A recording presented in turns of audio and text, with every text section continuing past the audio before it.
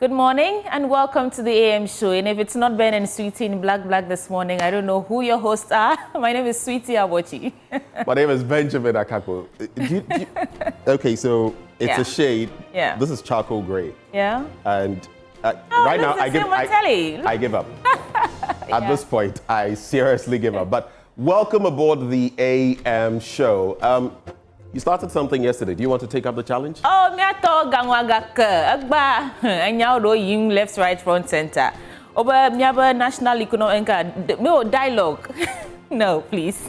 You don't want to go there. But do you have a proverb for us this morning? No, not yet. I'll think about it. Maybe because of news review, I'll bring you something. I didn't really prepare for this. Okay. So I'm going to hold my horses. I didn't really prepare, but at least a few come to mind. So I'll hold my horses. When we get to the news review, then we'll do this together. But welcome aboard the AM show, another installment in Ghana Month. Now, here's what you can expect.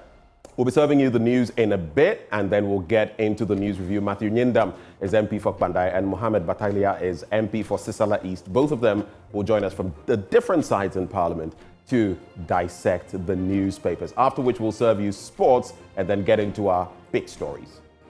Now for our big stories, stakeholders paint a gloomy picture of Ghana's economy as they gathered on the first day of the National Economic Dialogue session, with a call from President John Dramani Mahama to the nation to refuse to surrender to the forces of economic stagnation and decline. But the Eswal Akufo-Addo government say that they left the economy on a development trajectory with a total international reserve of $8.9 billion. And that's what's giving the Mahama government the fiscal space to operate. What are the facts? We'll discuss these issues on the AM show this morning. And that's why you want to stick and stay with us as we elaborate on those all-important issues. Share your thoughts via the social media stream. Call us when we activate the phone lines and let us know what's on your mind. Don't be political. Be Ghanaian. Do stay with us. Up next is the news.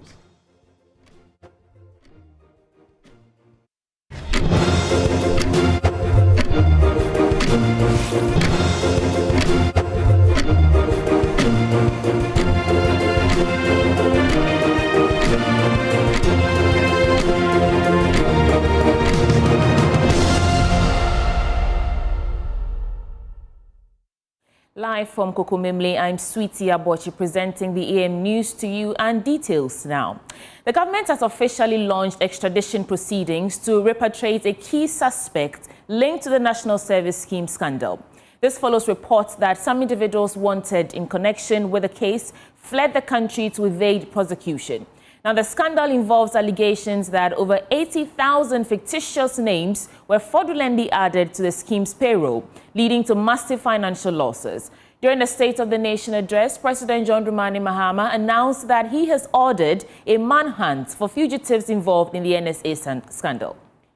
As part of our Operation Recover All the Loot policy, ORA, I've already tasked our investigative bodies to bring the culprits of the National Service Ghost Name scandal to justice. Such brazen theft of public funds must not go unpunished. It is estimated that the criminal addition of some more than 80,000 ghost names could have yielded the suspects over 50 million Ghana cedis every month. Unfortunately, some of these suspects are believed to have absconded from the country already.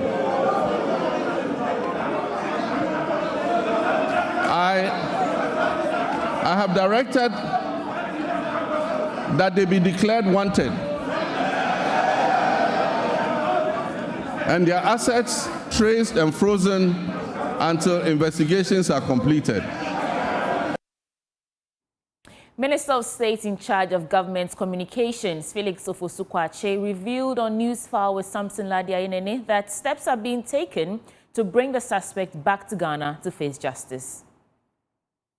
They were demanding payment for 180,000 people. Then, on 30th December 2024, they brought another one demanding payment for 180,000 people, which meant that these monies have been going into India. Indeed, we estimate that on the average, every month, 50 million Ghana cedis went into the pockets of those behind this scheme. And if you total the period that this has been going on, 50 million Ghana cedis every month. And that is money that Chika and his colleagues in the finance ministry could have used for any number of investments in other sectors of the economy. So this is clear fraud that cannot be countenanced. Unfortunately, some of the people involved are said to have absconded. There are some who have gone into countries knowing that we do not have non-surrender agreements, extradition agreements with them. They've gone there specifically to evade justice, but steps are being taken to ensure that they are brought back. But at least 2 people have now been held, they've been questioned, and due process will take place. Now, a member of the National Economic Dialogue Committee, Dr. Kingsley Amoako, has called for an enhanced revenue mobilization agenda. He made the call during an address at the ongoing 2-day National Economic Dialogue meeting at the Accra International Conference Center. We'll hear from him shortly, but first, listen to Finance Minister Dr. Kabiru Mahama, who painted a rather gloomy picture about the state-owned enterprise. Almost all state-owned enterprises are in the red. Almost all of them are in the red, from the Electricity Company of Ghana to the Agricultural Development Bank. Almost all of them are in the red. In fact, beginning from the year 2021, 2022, and 2023, you will see that Cocoa Board posed some profit of 2.2 billion in the year 2023. But Your Excellency, this is artificial profit. This profit is because they failed to service their debt, because of the debt suspension. And so all the cocoa bills that were due at the time, they failed to pay because of debt suspension. Subsequently, this debt still exists, and so we will need to take action to restructure most of the state-owned enterprises. The country needs to break away from its past pattern of stop-and-go reform cycles and instead commit to a credible, more stable developmental course.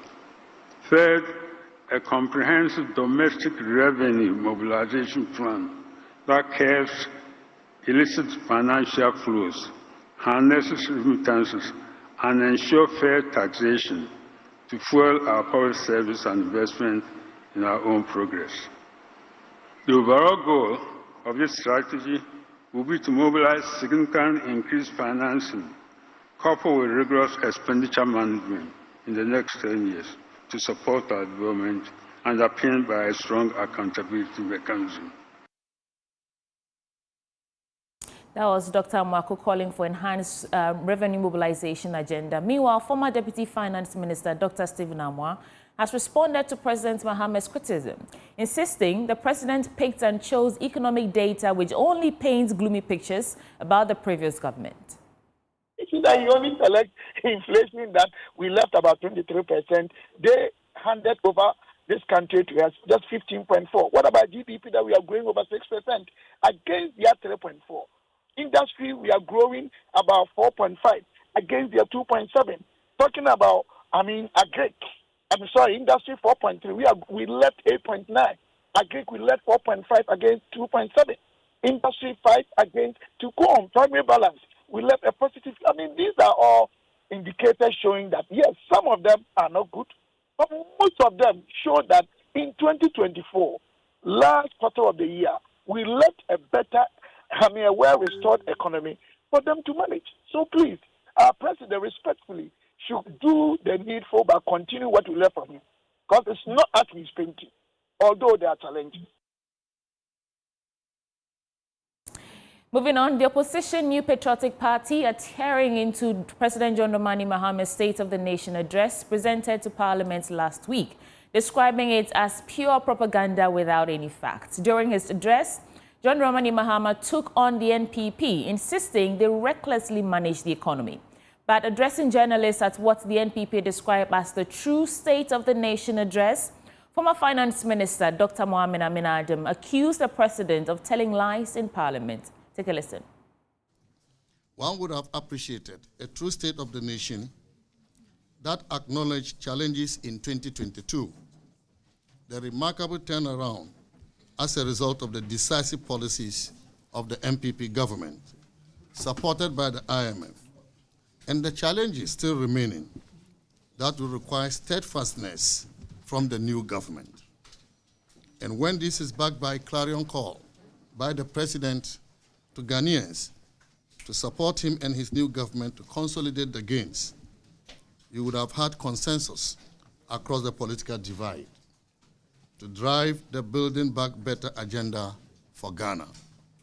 But what did we get from the president? Rather, he chose to do propaganda, and we can assure you that this propaganda will come to hit and hurt him hard. Fellow Ghanaians, the true state of the nation is that exchange rate stability, which we saw before the end of 2024, and which has continued into the first quarter of this year, is not by any magic from the Mahama government. It is because the Akufo-Addo government left significant levels of international reserves for them. In addressing the issue of buffers created to support expenditure and maturing debt obligations, the president focused on the sinking fund as if it is the only source of buffers. The sinking fund is just one of our buffers. At each point in time, the government designates some accounts for buffer and for purposes of special payments. In the last 8 years, such accounts included the sinking fund, the Eurobond proceeds account, the IMF proceeds account, and the Treasury Main 2 account.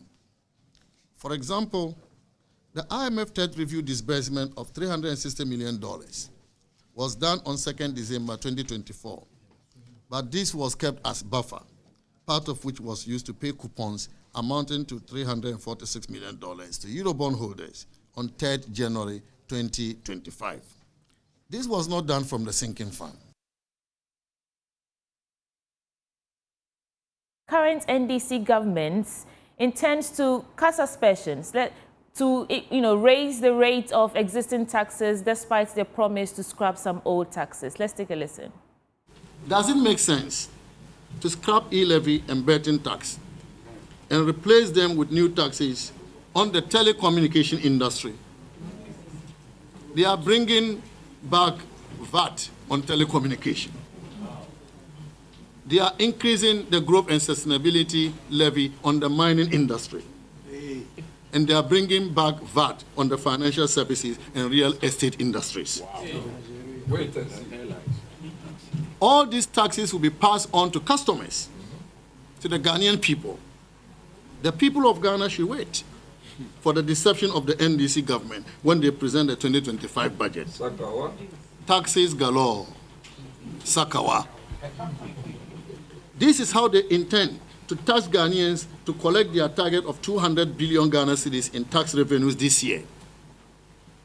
This NDC government accused us, the MPP administration, of overtaxing the people of Ghana because by the end of 2024, the MPP administration collected 152.9 billion Ghana cedis, and that was 17% tax to GDP ratio, taking it from President Mahama's 13% in 2016.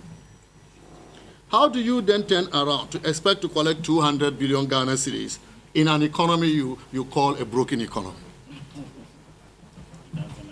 Ladies and gentlemen, we, the mighty minority, will join the people of Ghana to resist any attempt to smuggle in new taxes or increase existing taxes. We owe it a duty to hold the government accountable for their promises to the people of Ghana. In other stories, 3 health facilities under the Agenda 111 project, commissioned by former President Akufo-Addo, remain unfinished despite the grand inauguration. The hospitals in Trede, Oforikrom, and Ahanta West were commissioned just 2 days before the 2024 election, yet no plans were in place to hand them over to the Ghana Health Service for use. Health Minister Kabiru Mahama has revealed that construction on all 3 facilities is still below 95% completion. Nana Ojima accompanied the Health Minister on a tour of 2 of the commissioned hospitals in the Ashanti region and filed this report. According to the Health Minister, only $400 million of the $1.7 billion needed for the Agenda 111 health facilities was released for construction. By the figures, over $1 billion will be needed for the completion of all facilities under construction. Mr. Akando explains. By the briefing we have had, speaking to the consultants and the contractors, about $400 million have been disbursed. Now, we need not less than $1.4 billion to be able to finish the whole project. A visit to the Oforikrom and Trede facilities, commissioned by former President Akufo-Addo, showed both facilities are not operational. Though civil works are advanced, there is much to be done in both facilities. Road networks leading to both sites are untarred, dusty and bumpy. At the Trede facility, part of the roads within the hospital are untarred. Some beds and a few equipment that were moved into the hospital continue to gather dust due to inactivity. They are still construction sites. Even the civil works have not been completed yet. Labs are incomplete. Not all the equipment have been delivered. And so we don't have health workers here working as expected. Patients cannot come for treatment here as expected. I came with the Director General for Ghana Health Service. I'm here with the Regional Director for Ghana Health Service, Ashanti Region. And they tell me there's no action plan for recruitment or for staffing of these facilities. According to the Health Minister, though there is no dedicated source of funding for the project, the government is willing to complete the projects following the submission of a blueprint. Mr. President, His Excellency John Dramani Mahama's marching order was clear that I should inspect all these facilities and then have a blueprint going forward. How the people of Oforikrom, Trede and its environs will benefit from the facility. For Joy News, Nanaya Ojima, Kumasi. Let's stay on health because the Wild West District Director of Health Services, Cecilia Kakraba, has bemoaned the lack of vaccine fridges in some health facilities in the district. In addition, 25 out of the 86 health facilities in the district do not have electricity. She stated that the absence of vaccine fridges forces health facilities to store their vaccines in their distant mother sub-district, which is affecting healthcare delivery. Cecilia Kakraba appealed to the government, benevolent organizations, and individuals to come to the district's aid. Joy News Upper East Regional Correspondent Rafiq Salam, who was at the Wild West Health Performance Review, reported that district recorded 0 maternal deaths in 2024. Performance reviews provide a regular structured opportunity to give stakeholders and the health team feedback for better understanding and effective re-strategizing for the ensuing years. The case of the Wild West District is therefore not different. The district is predominantly rural and has a total population of 104,515 people. It is second after the one municipality in terms of population and number of communities, pegged at 226.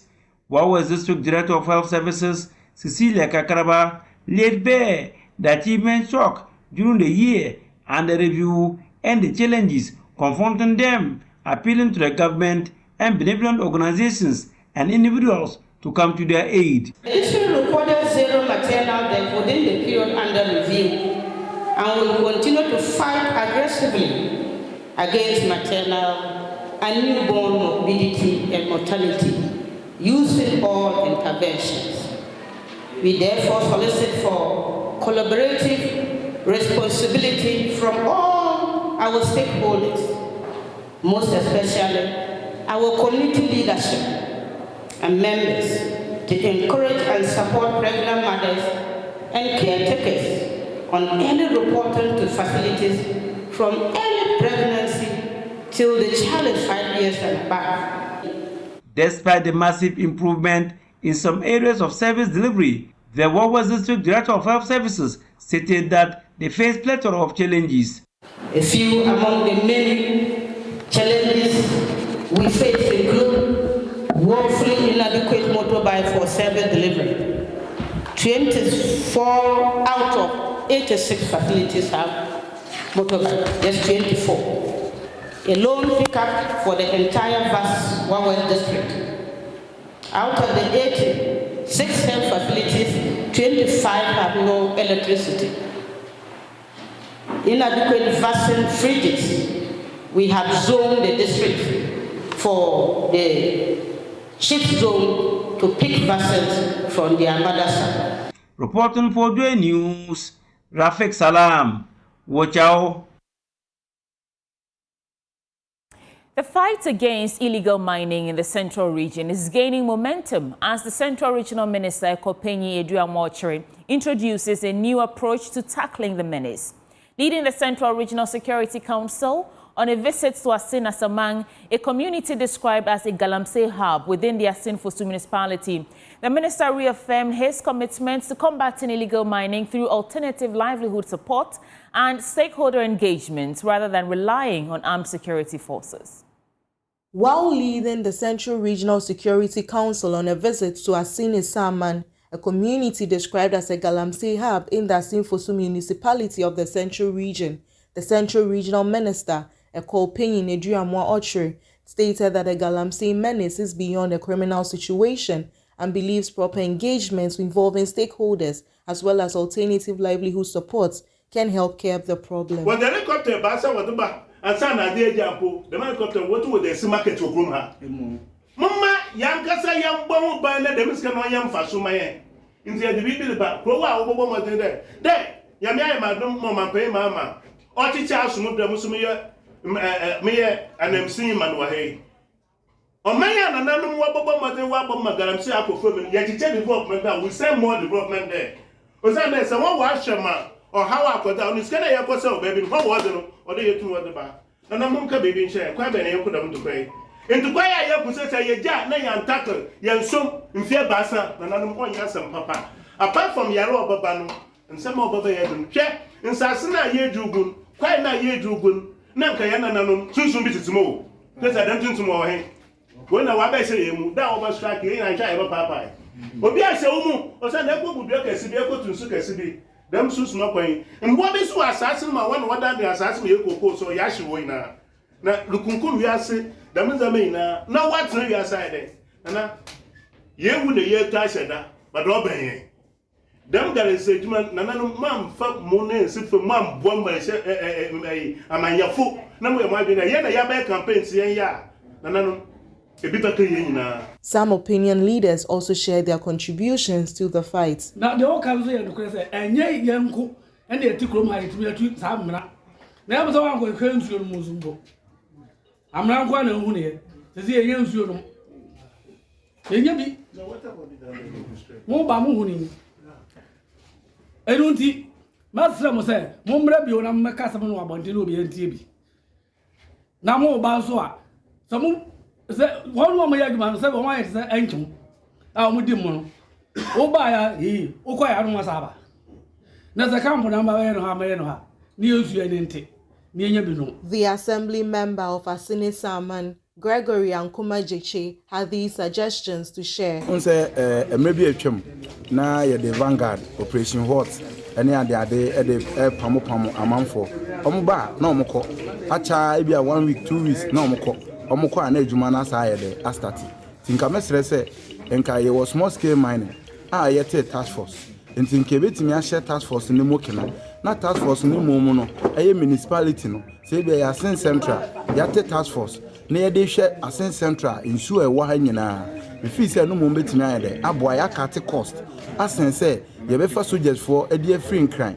Ana helicopter e de omo aba. Omo ba nso omo ndigina. Ebi acha 3 days na omukọ na ejuma na sa ayede ekoso na oman no so na ayede na eboka nti se etumi nya task force no de a atin se no mo betumi aboaye ama dwumade na etumi ayede afa na ntoma pa ayede afira. From Asin Asamang, Abigail and Komaisel's report for Joy News. Manhyia is the soul of Asanteman, a timeless symbol of power, tradition, and prestige. Nestled in the heart of Kumasi, it is more than a town. It is the throne of Asante royalty. As part of our Ghana Man series, Irabna Akwe unravels the mystery behind the name Manhyia and explores the rich traditions of Akwesi Dai Festival. Here is that series. Standing at the heart of Kumasi, the Manhyia Palace is a symbol of Ashanti royal authority and history. Today is the Akwesi Festival, and as the festivities kick off, we celebrate the legacy of the Ashanti people from royal regalia to the enduring influence of the Asante Hene. Manhyia is a suburb of Kumasi, located about 3 kilometers northwest of Kumasi's business central district. Manhyia is a significant cultural and historical center, known for its vibrant markets, traditional crafts, and lively cultural events. The town is home to the Manhyia Palace, the seat of the Asante monarch, the Asante Hene. The palace harbors the identity, rich culture, and fascinating history of the Asantes, including their struggle for independence from British suppression and their pride in upholding their cultural heritage. Monarchical historian Osebo Nsusafo Kantanka shares the history of the Manhyia town and palace. The Tafo Hene agreed to lease or give out a piece of land, which is now called the Manhyia. It came to be known as Manhyia when Asante Hene came and thanked the Tafo king or Tafo chief, for giving him a place. The statement he made was, "But for you, Tafo Hene, I wouldn't have got a place to stay." So, to wit, Manhyia Wanka Minya Babintra, that brought about the name Manhyia.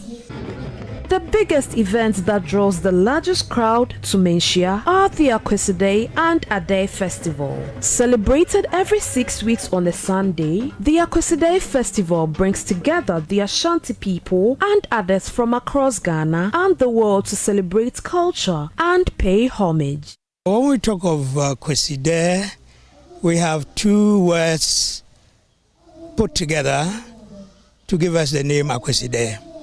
That is Akwesi, somebody or something named on Sunday, named after Sunday, is called Akwesi or Kwesi.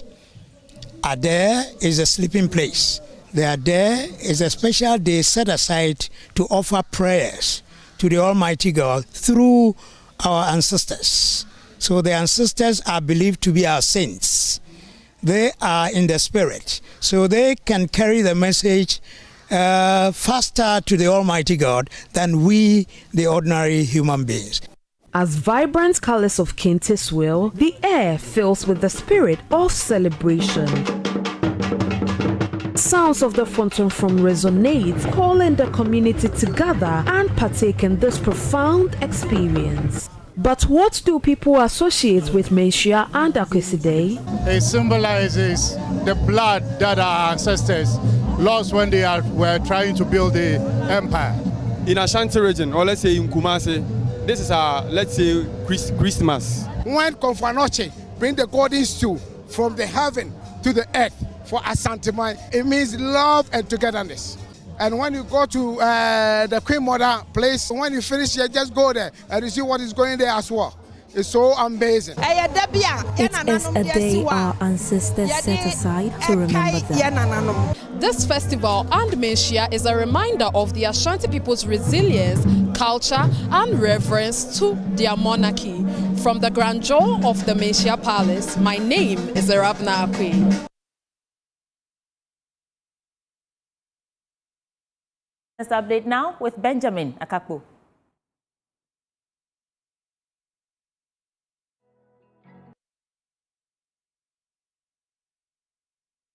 Welcome to Business Update. Let's head straight into the currency market to find out how the major currencies are trading.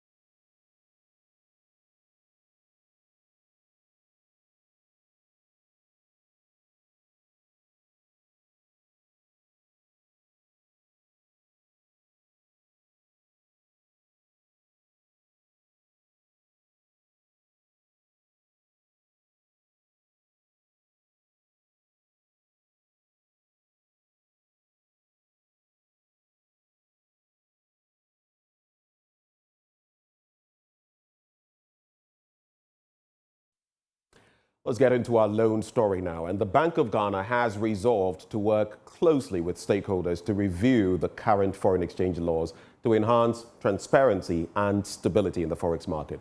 According to Governor of the Bank of Ghana, Dr. Johnson Esiama, the excessive volatilities in the market demand a revised version of the Forex laws. Dr. Esiama spoke to Bloomberg. I made mention of the plans to introduce a new Foreign Exchange Act. The reason being that the act in place currently is quite an old one. It's an act that was passed in 2006, thereabout. A lot has happened since then. There's been several notices that have been published since then. There's been, new developments, fintechs and virtual assets and what have you. So the idea is to have a new law that is able to cover all these new developments, a new law that's able to take out all the inconsistencies to do with our notices, a new law that provides clarity to the markets. And that is exactly what I meant. It's nothing to do with foreign exchange controls, not at all. We believe in the markets. And so the idea is to provide that transparency, to provide that coverage, to ensure that we are better able to manage the foreign exchange markets. Now, remember, our objective is to avoid excessive volatility. Our objective is not to keep the exchange rate fixed. Our objective is to take out excessive volatility. We are maintaining the flexible exchange rate regime that we have. We are maintaining that to the letter. However, the excessive volatilities that become detrimental to expectations formation, that is what we want to take out. And that is what, if you watch, we've been doing in the recent days and recent weeks. That will remain our focus going forward. We will be consulting the various stakeholders when we are putting together this new act. And as I said, it's meant to bring clarity. It's meant to bring about coverage. It's something we are going to be doing in a consultative way, nothing to surprise the markets at all. And in fact, the markets are actually asking for it, and we are happy to deliver just that. Well, let's head into our commodities market now.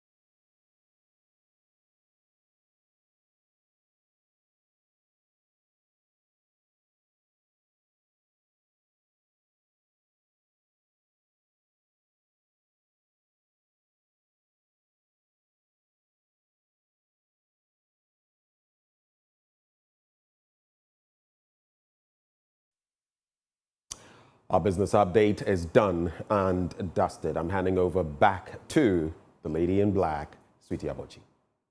And that wraps up the AM News Bulletin on the AM Show. Coming up next, News Review segment. Our guest, Matthew Nyindam, Member of Parliament for Pandai, and Mohammed Bataglia is also Member of Parliament for Sisala East. They join us to review the newspapers. We're back in a bit. Please stay.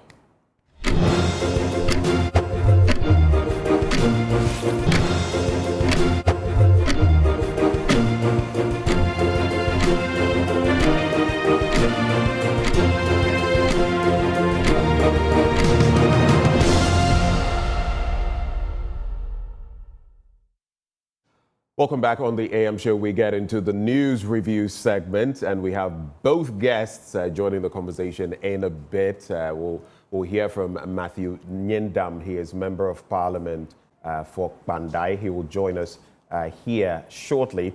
But we also have joining the conversation our second guest, Mohammed Bataglia. He is Member of Parliament for Sisala East. He joins Sweetie and yours truly. Good morning, sir.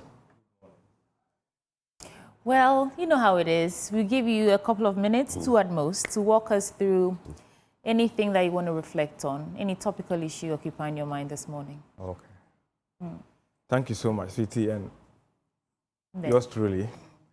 I think it's once again an opportunity that we give glory to God. There's a lot happening in the country, but I will want to use this opportunity once again, knowing the month in which we are, not just the Ghana month, but the month of Ramadan, where Muslims have been enjoined by a holy book, especially Surah Al-Baqarah. If you look at chapter 183, that decree to the believer to fast, as it was decreed to those after us.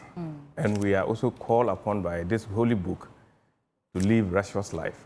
But I'm saying this because of where we are coming from, especially where we are facing the heat, and there are issues of also meningitis in the Upper West. I'm sure as part of the measures, not staying in very crowded places, talking about ventilation, we are also enjoined by health professionals to be able to take a lot of liquids.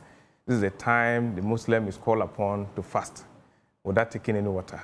It is my plea to all of us that, yes, as much as we are going through this second process, it's also very important we look at the health issues and make sure that we do things that will keep us alive, because we do not want to lose life through this. Thank you so much. Are you fasting? I am fasting. Okay, just want to... The last time I was here and I didn't say hello to my people, I nearly been So I think that there will be an opportunity for me to be able to say hello to some of them. Right. Thank you. Well, we have to get into the newspapers. Let me start with the Ghanaian Times newspaper. Southern Ghana to experience heavy rains March, June with potential floods. That is GMET, Ghana Meteorological Service. They're saying that. On the National Economic Dialogue, I'll see through all proposals, President assures. That's President John Dramani Mahama. Man allegedly kills girlfriend, buries body in septic tank. That's rather tragic. Let's get into the stories. Let's start from the story of a man killing his girlfriend and burying the body in a septic tank. 26-year-old man, Kwabena Ije, who allegedly killed his girlfriend and buried the body in a septic tank at Sunyani Magazine near the Bono Regional Fire Command, has been arrested by the police. I think that's good news to us, because perpetrators of such crimes should face justice. Pastoral farming or pastoral farming, which is which? This is an editorial. You should pick one for yourself and read it. I'm just walking through the stories in the newspapers and see which one we would end on. NPP completed 3 hospitals under Agenda 111, Dr. Amin Adam says. The immediate past Minister of Finance, Dr. Mohamed Amin Adam, has stated that 3 district hospitals were successfully completed, equipped, and commissioned under the Agenda 111 hospital project before the previous government left office in December, on December 5th, 2024. We just brought you a story, a report really, from Nana Albuache about how they inspected those hospitals, 2 of those hospitals in the Ashanti region, together with the current health minister, and it doesn't seem to tally with what we are hearing now. It's not operational, but some parts of the hospital has been completed. He says civil work has been done. But let me throw this to you. What do you make of this? They said 3 hospitals were completed. But even before they left office, they said about 70% of them were at various stages of completion. Now we are saying just 3 have been completed. Well, sweetie, we are back at it again. I am sure this is clearly in reaction to the President's beautiful delivery at the House of Parliament on the 27th of February, where the President outlined and even indicated that $400 million was spent on the Agenda 111, yet we couldn't complete a single hospital. In the first rebuttal, which is actually being flawed now, you can see, even as at yesterday, reportages that when they went around, there's still an estimated amount of over 100 million to be able to complete that. So I can see that it is just a knee-jerk reaction to also poo-poo what the President said. But the President said something that really exists, and people can fast-check. What I'm saying is that I think that these stories came out far before even the election 2024. And the verdict of the Ghanaian people communicated clearly to the politician that this tangent of communication is not making matters better for everybody. And I think that the quieter the MPP will be, that will be better for themselves. I told somebody that, yes, in recent times, they should do some self-introspection and understand how they want to be in a position to help govern this country. Why am I saying so? they've been that loud, but unfortunately, the more they shout, the thinner their numbers become. And that is you watch out. Because if you move from 169 at one point to 137, and now you are at 88, that should tell you that the Ghanaian voter or the Ghanaian electorate cannot be taken for a ride.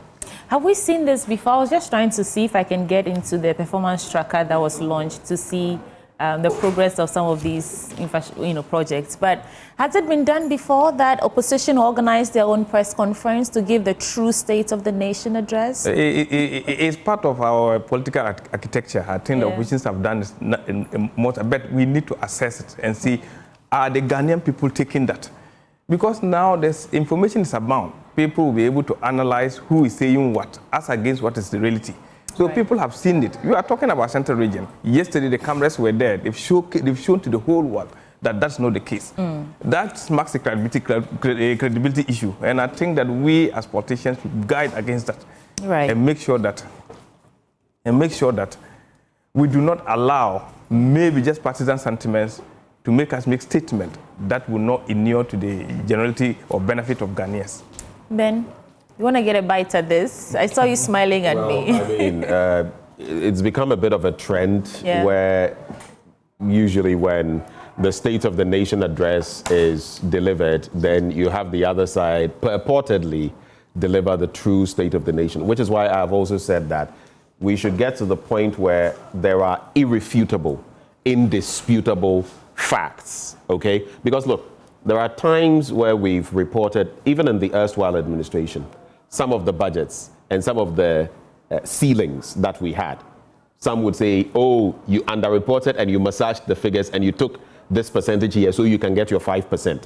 Others will say this and that. We have to get to the point where we use international best practices and what we put out there, whether it's the Ghana Statistical Service. And the Ghana Statistical Service, Professor Enim, is doing a fantastic job.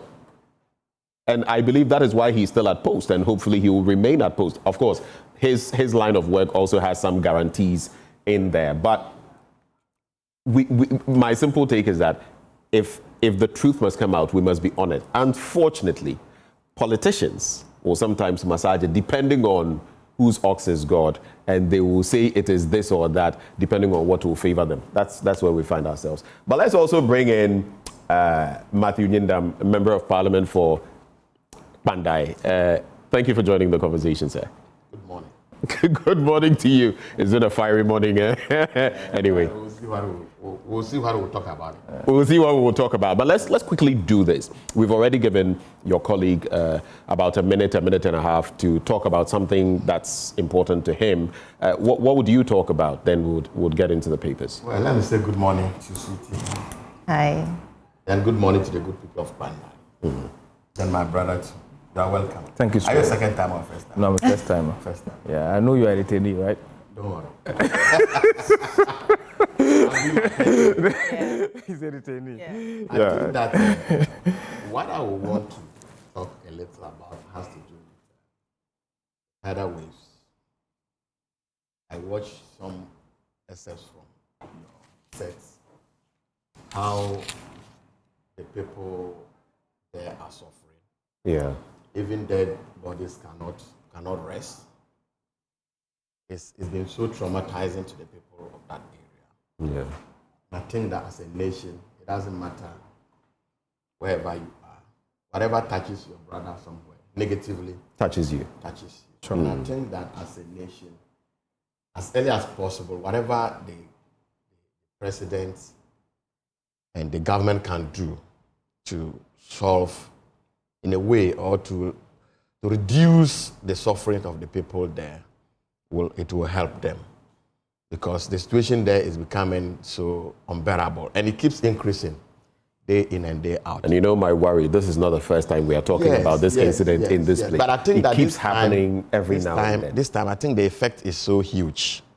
That's what I see. But you see, we're talking about the, loved ones that they've lost and how it's encroaching on. But this, in fact, was it a year or two ago? Something similar happened, and then again, graves were. I mean, it's And you know how we honor our dead. Our dead. And they have to evacuate some of the bodies to different areas to go and bury. I think that that's what I wish government does as early as possible. Because some of the footage I saw, I'm not too happy with it. Right. Just a quick thought, because you are here. The last time you came here, you were talking about your good friend. Yeah, you know he's been placed somewhere. Suleimana, Deputy Minister for Lands and Natural Resources. He hasn't even come Are you going to credit yourself for that? Oh, no. You pitched for him and you got a role. Not really, but I think that Sule is a very good man. He's a nice guy. Right. He's coming from the president's constituency. Obviously, if they are sharing something, the president is sharing something, there's no way you should forget about my friend. Are they sharing stuff? This is about qualifications. It's about what?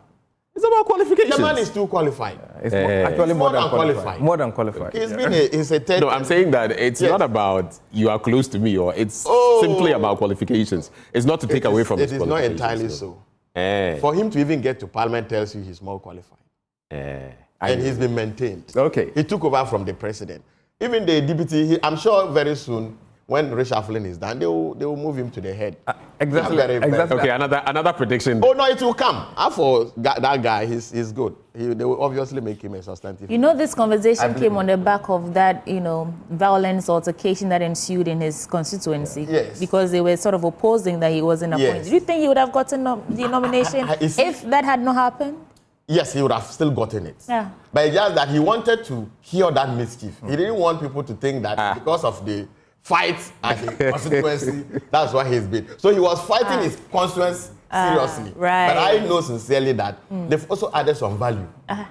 Okay. They've made some noise. They added value through violence. Through violence. Through violence, they added value. It will be quick. In fact, I think I'd like to collaborate with what Honorable is saying. Okay. But for the fact that the president is coming from his constituency, he would have gotten a much bigger position. Oh, really? Yes. You think he's not getting it because he's because close they said that so the president doesn't want to make it seem... No, the man is qualified to be anywhere. But they will tell you that you want a bigger position, but a president is coming from your constituency. That is actually, it's supposed to be like so it's a bit of a disadvantage. It's a bit of a disadvantage to him. Otherwise, everybody endorses that he's a good person, he's a good who is guy. capable of doing it. And he's a hard worker, a result-oriented young person. Well, at least NDC and PP, both of you are saying he's a good person. You are in balance. I'm not there. But the little I've known of him in interactions, he's a go-getter. And I think that, anyway, let's get into the paper. Well, we're discussing the NPP's True State of the Nation address and how they're saying 3 hospitals under Agenda 111 were completed. Meanwhile, we saw just this morning, we brought the report of one of our colleagues in the Ashanti region who toured 2 of these facilities with the health minister, and it turns out that even provision was not made to hand over the hospital to Ghana Health Service. No staffing arrangements have been made. But yeah, looks like what you're saying is different from what we're seeing on the ground in terms of the Agenda 111 hospitals. We're trying to reconcile that. Yes, I think that for the true state of the nation, the minority will always present the true state of the nation. It's not about MPP. It's not about NDC. There are a lot of things that governments will want to keep. The good side of the opposition will never be told. It is up to you to tell your story. The Agenda 111, 3 hospitals completed. He said none. And I've listened to you. I haven't seen your report. You said your this morning. Yeah. What did they talk about? Is it about officially not handing over, or they are saying that the hospital is not there, it's not completed, and there's nothing inside?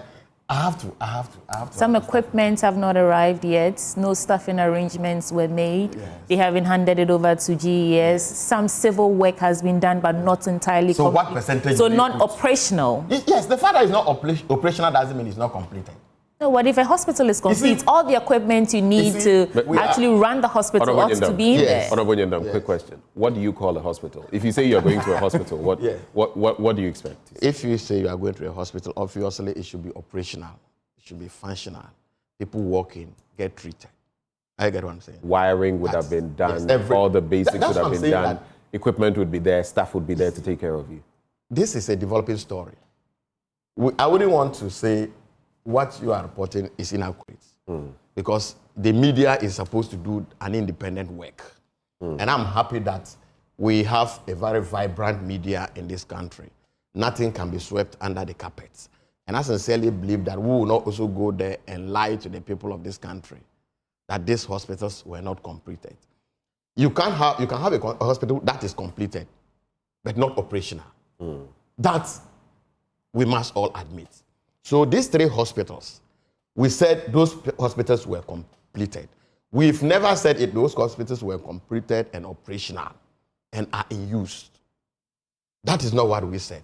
But looking at where the president spoke, he is telling the country that none has seen any completion. That is the point we all depart, or that is the departure. We think that 3 hospitals have been completed. Other hospitals are in various stages of completion. That is what we believe in. And we've given out the statistics. It is up to media, just like we have done, to also go further. We will also be doing further works on it, because if we sincerely think that those hospitals were not completed and will be given half information, why not we admit? We are not... You would admit? Why not? I mean, you claimed you had constructed roads. Everyone, we spoke to experts, a number of them questioned your... at the Sona, for example, that Mr. President made it clear that even resurfaced roads were claimed to be roads, that you added all of those. We said that was not true. How truthful was your truth? Our records are there for everybody to see. The 13,000 kilometers roads that we talked about includes those ones. We didn't say those roads were entirely new. That's not what we said. But we are telling you on authority that those 13,000 plus kilometers of road were completed in our regime, the 8 years of Nana Addo Dankwa Akufo-Addo. And they did 4,000. That is the difference. We never said... Realistic 4,000. Oh, my brother, what is realistic? What we are saying is realistic. The roads are there. If you go to Northern Region today, let's look at the roads that you constructed and the roads that MPP government constructed. The roads are there. We journey on them. So you cannot say we are lying. From Wenchi to Wa, 8 years, nothing happened there. We never mentioned Wenchi to Wa. Is it part of the 13 kilometers? Nothing happened there. Nothing happened there. If you go to the Eastern Corridor Road, it's asphalted. It started before you came. What are you talking about? Yes. Whether it started, did you complete it?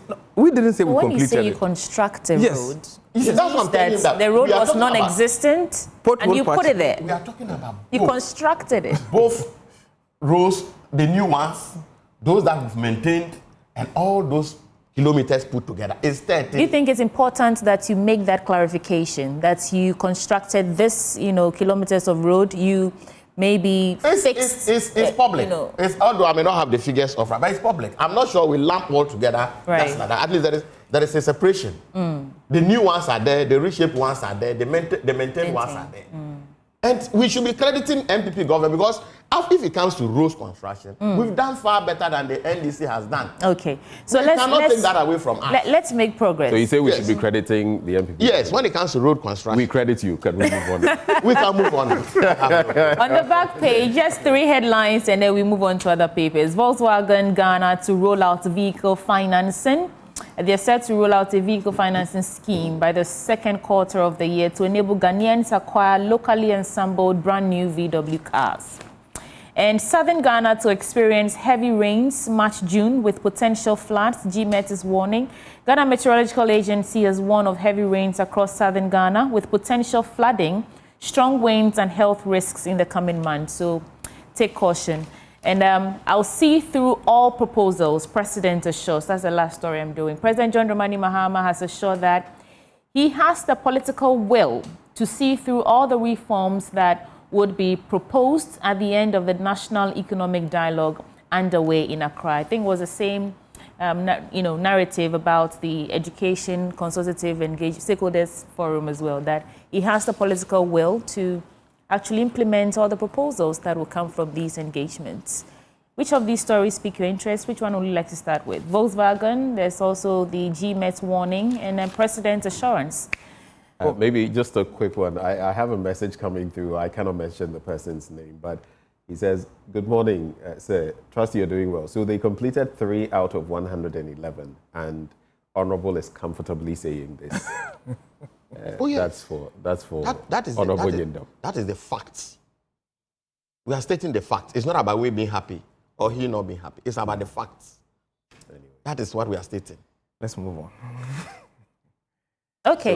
So yeah, let me divided by 111. It's not about division. Times it's not 100. It's not about dividing. So 2.7%. If we are to go by the 3, 2.7%. It's not even up to 38%. No, you see, no, 2.7%. I'm saying it's not even up to 38 that they got in the election. Hey, the 38% they got. Massa, you want to throw jabs? You want to throw jabs on our show? But Unyinda will get you. Don't worry. Unyinda is my meme. You are a first timer. Don't mind him. After this one. We learned those tricks from him, so you can. You see, Ghanaians voted for you. It is an undeniable fact. Yeah. We can't take that away. Yes, sure. Okay. Yes. We are going. You are supposed to govern. Yes. You are not supposed to be repeating what they have done. Exactly. You are supposed to govern. Focus on that. Sure. That is why I will want to talk on the assurances of the president. I think that there's a new breath in the life of our country. To me, I was looking through a quote that says that hard times will create strong men. Strong men will create good times. Good times will create weak men. Weak men will create hard times. We've gone full cycle without any progress. We've come to the hard times that have created a strong man. I am confident that John Dramani Mahama has that political will as a strong man who exudes the courage, who exudes the hope to turn things around for this country. He's ready for work. And I think that what he's doing is in direct consonance with what? Chapter 6 of our Constitution. That's the directive principle of what the state policy, where he thinks that one person does not run a country. Let's do a consultation. Let's bring everybody on board on all sectors. Let's not just focus on the technocrats. Let's bring the ordinary person, the one sitting in Makola doing the real economics that save families. Let's look at those people, bring them on board, and let's pick their views. I am sure this was the view that we picked somewhere in 1991 that gave us a constitution that we are running up to now. I think that we've had this over close to 68 years of life. We've had enough of this historics. He's gone back to the basics, and he's making sure that everything he says, he's going to walk through it. 120-day promise. Go and check his record. Grade him and see the man is serious. He thinks that we should take a paradigm shift to the gorgeous bed, or I would say Adam Smith way of doing things. Let's come to our own, look at ourselves, create a mindset of a Ghanaian that will make sure the Ghana produces what they eat and eat what they produce. They say the Ghana man is not just about wearing clothes. It's also about reshaping our mind, resetting ourselves as a people who are prepared to propel our country to progress. And that, I think, he's focused to do. And he will definitely deliver to the people of Ghana. I thought you get a bite at this Volkswagen assembling, you know, because there's a line here. It says, while applauding the government for creating a conducive environment for investment to drive its industrialization policy, he urged the government to support vehicle assembling plants to increase production by streamlining the importation of used cars. I thought this is something we can commend. Yeah, they're saying that the environment has been created, which is why they're making such progress. Yes, and now this didn't just start within these 2 months. It started in the previous government. We have to commend them for that too. And I'm happy you're doing that. Yes, we have to. Things that are supposed to be done, we have to, because it's a country we are running. We are not running parochial interests. No. We should move away from that to get things right. And I think that the previous government brought this. And once anything that has a potential to create good jobs for our people, that's what our constitution stands for. We should be able to applaud that. Right. And I'm sure that the continuity will go. And that's what the country wants. Okay. Thank you. Well, I think the automobile industry is something that we've championed a lot, wishing that most of these vehicles are assembled here. We are able to, they are also affordable. The fact that you assemble them here, if we cannot buy them, it really doesn't help us. And then the money they are making, the hardcore currency, they should not repatriate those monies. These money should stay. Our biggest challenge in this country is that most of these foreign countries that come in, they don't keep the liquid in this country. And when they do that, they put pressure on our economy. So it's a good thing, good news. Employment should not also be limited to the people that they are going to bring in. Employment should be local. That local content must be respected, so that at least our young men, those who have what it takes to be employed must be given employment. There should not be any... This is rather about, you know, being able to afford cars. Yes, They're bringing... Okay, great. All right. Yes, it's very important. So on the President's assurance... The President's assurance. You see, sometimes we talk as if His Excellency John Dramani Mahama is a new person that has just emerged in Ghana here. This man, he's been a vice president under Mills. He's been a president. And then he went for 2016 election. Then his mandate was not renewed. For some reasons, he got opportunity again to come and lead us 4 years. We are painting the picture as if that the Messiah has landed. My brother, there's no Messiah anywhere. There's no Messiah anywhere?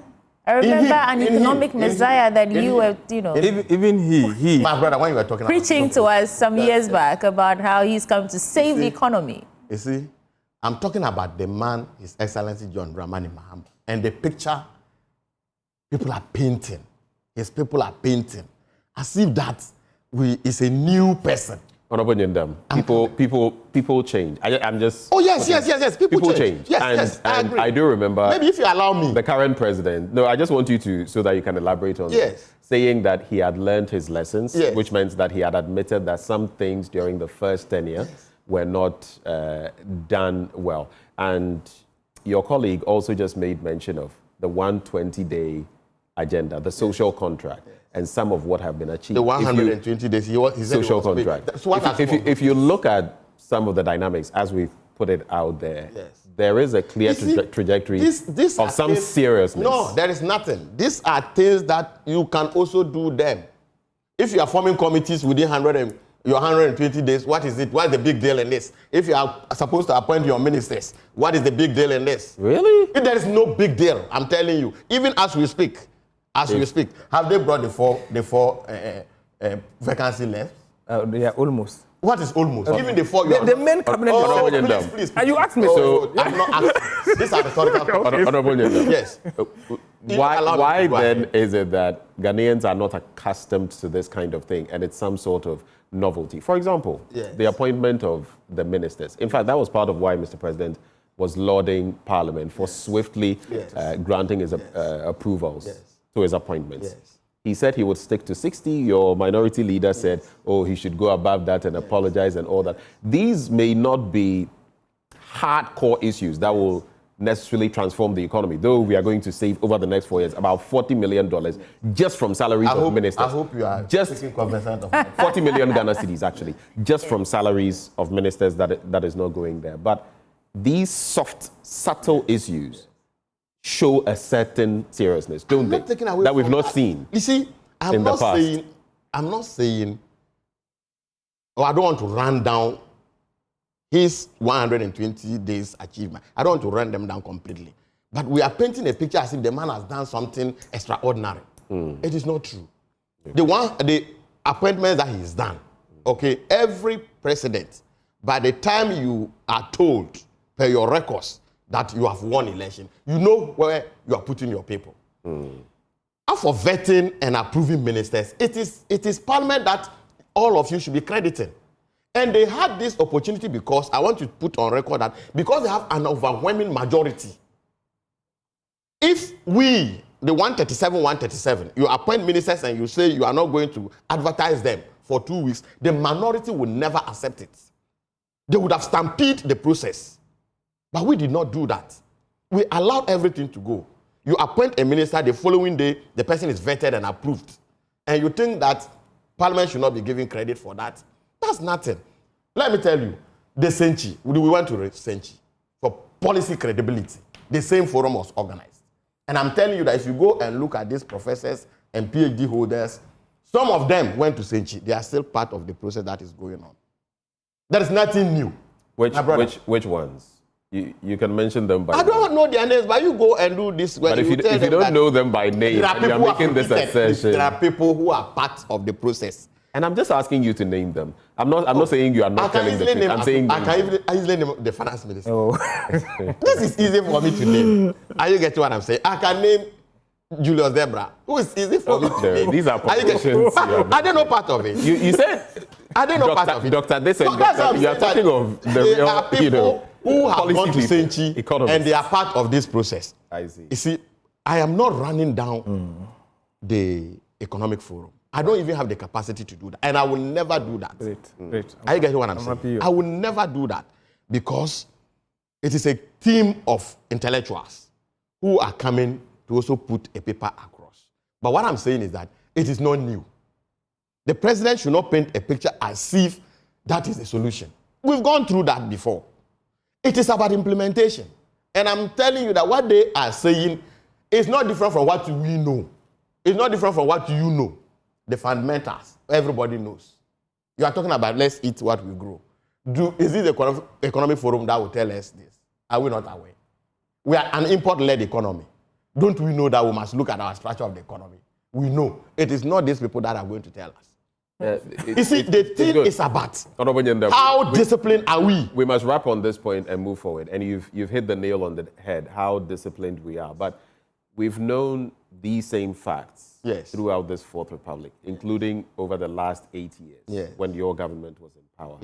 For some reason, the needle didn't really move from where we were. In fact, we import more now, today, than we imported maybe a few years ago on some commodities. Today, we are bringing in chicken from poultry products from Brazil. Brazil. It's not to denigrate Brazil, no, but do you know how far Brazil is? Last time I traveled there was over 15 hours to get to Brazil.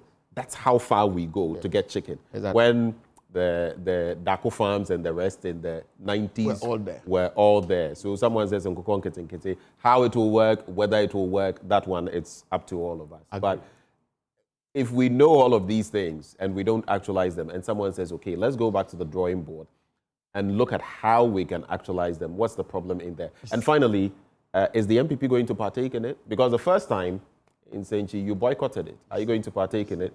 It's for Ghana, not for the NDC. You've made a very important point. We know all this. Is it the economic forum that will tell us? Are they going to hold the cane and make sure that all these things are implemented? Is that what they're going to do? Are you saying the forum is needless? No. It is not about it being needless. Then what you see, they are just buying time with this. Look, you have your manifesto. Your budget is coming 10th. Today is 4th. In less than 6 days, your budget is coming. Okay, you've promised us what you are going to do. You are going to remove this tax. So if the economic forum tells you, okay, it's not prudent, don't take off the tax, are you going to keep it? Are you going to keep it? You mentioned that this is a team of intellectuals, right? I'm just asking, what are they going to keep? What you also said, President Mahama shouldn't paint the picture as if this is the solution. I don't think I've heard any of them say that that in itself is a solution, but a way of proffering the solutions that would actually meet the Ghanaian at the point of their needs. So the question I guess I'm asking is that not what we need to do to drive policy, to actually put together all the heads that can, contribute to where we want to get to, and then get the solution there to drive policy? Because although we know what to do, perhaps it's not a policy framework. Perhaps it's not enshrined in our, procedures of implementation and all that. And so we just need to put it together. You know what NDC want to achieve?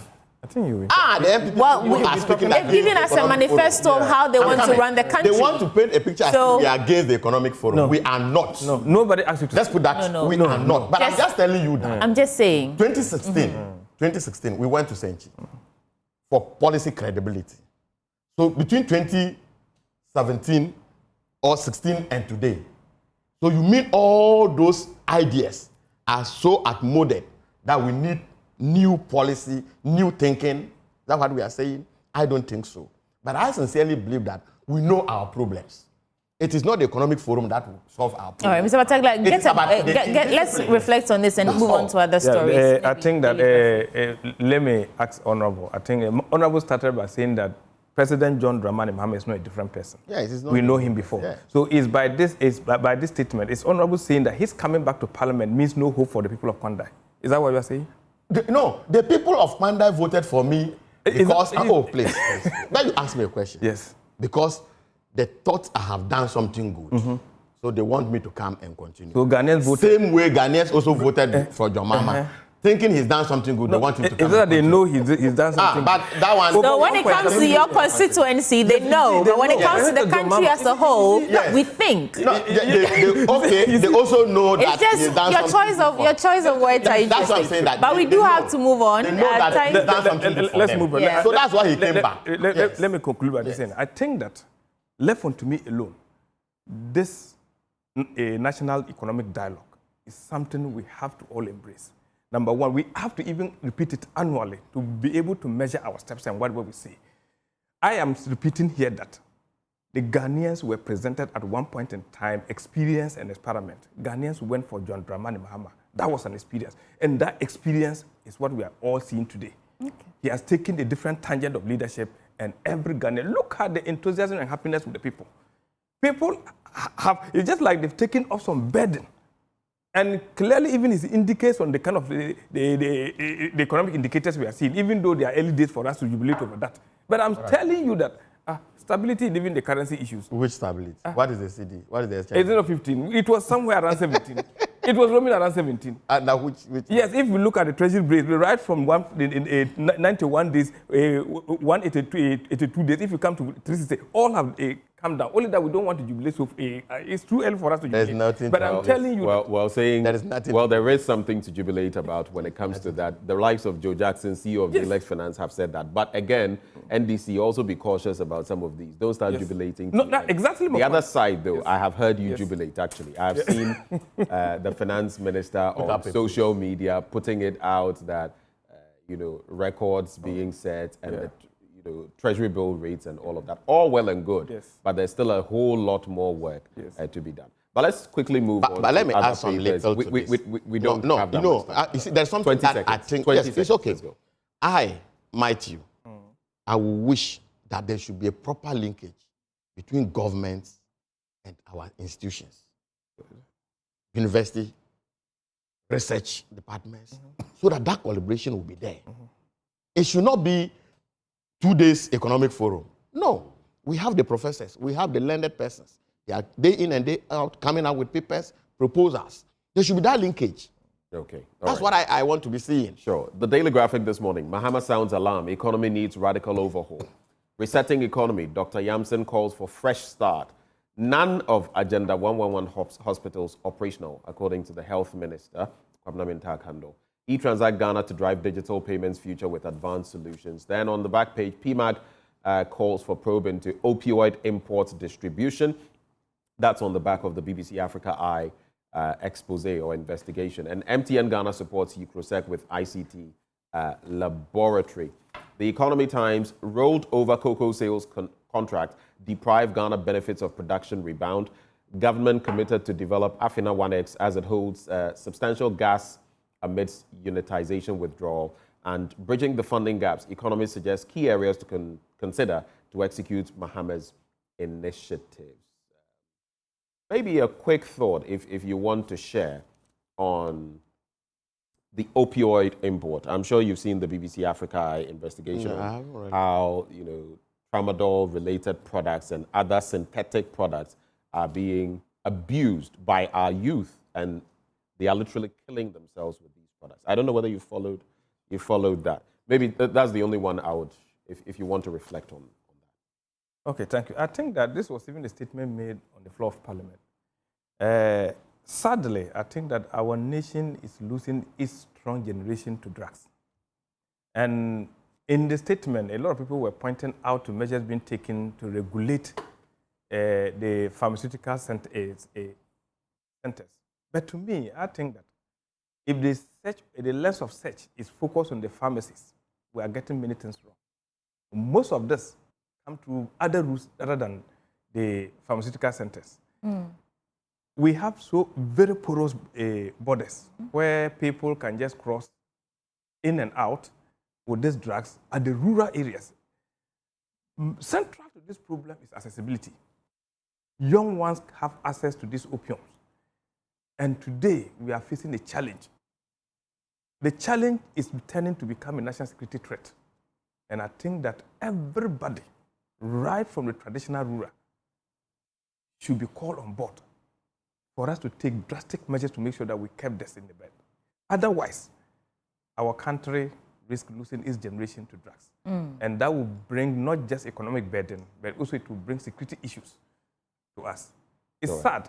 Right. It's sad. It's quite disturbing, something we have to look at. But let's quickly get into your papers, gentlemen. Let's see what, let's be brief. We have a maximum of about 5 minutes, so you can just look at the headlines and pick maybe one story each.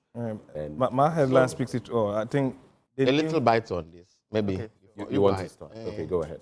I think, like he rightly said, the media, you know something, you will help us a lot on this particular topic that you just raised. The opioids. Telling you, the abuse.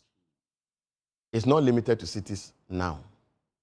No. Very remote villages that you will never thought of. That young men there under the influence of some of these things. It's a very serious thing. Please, it's a fight we must start now. Yeah, sure. If we leave it, tomorrow our younger ones will tell the story. People can kill just under the influence of some of this. And when I was here, I heard Madam say somebody killed the girlfriend. Yeah.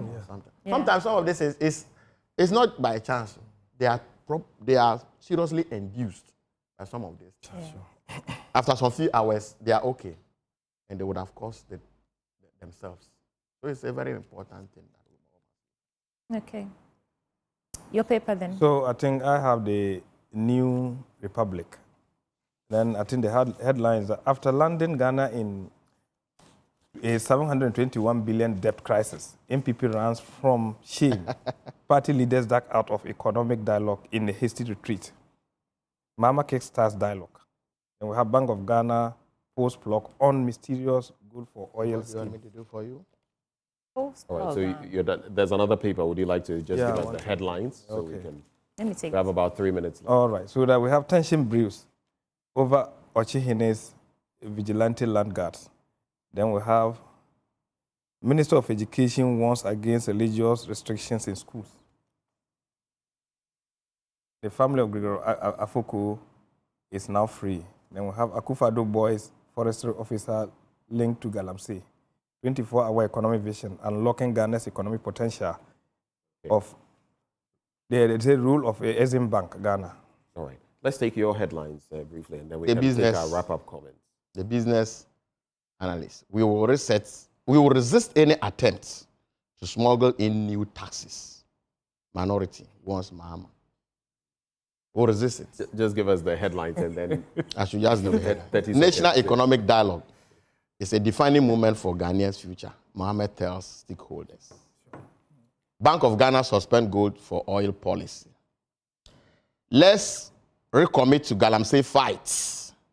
Western Regional Minister urges GIS. Okay, so the suspension of the gold for oil, what I do know is that they are saying the gold board will take it over. But let's check out the headlines from here as well. Then, gentlemen, you'll have 30 seconds each, and then we have to go. This is it overseer? Yes.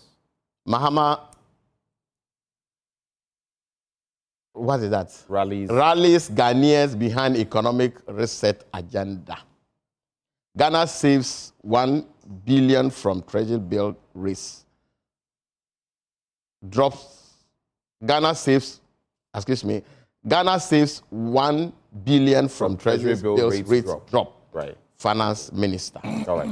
So we have to go. BOG to transfer gold purchasing role to new gold board. All right.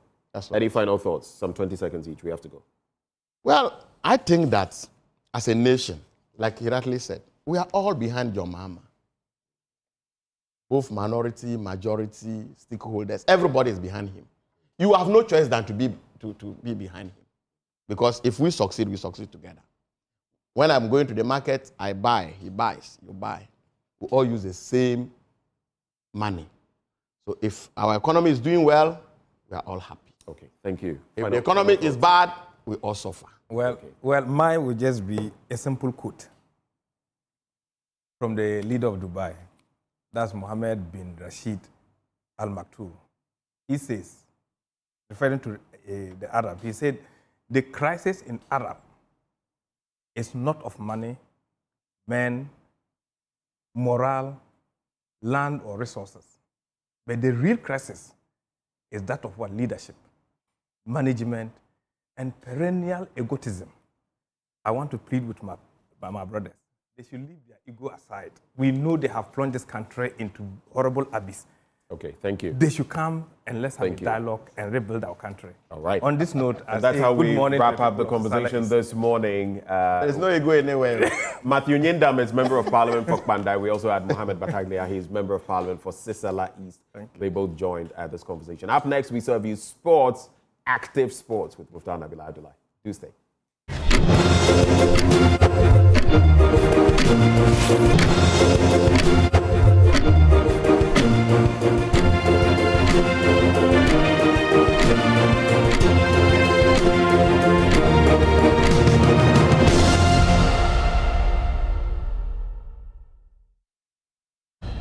Good morning, everyone. Welcome to AM Sports here with me, Muftar Nabila Abdullah. And we start with a story where we hinted you on a Monday that there was a story about procurement breaches at the Ghana Football Association that we were going to bring to your attention.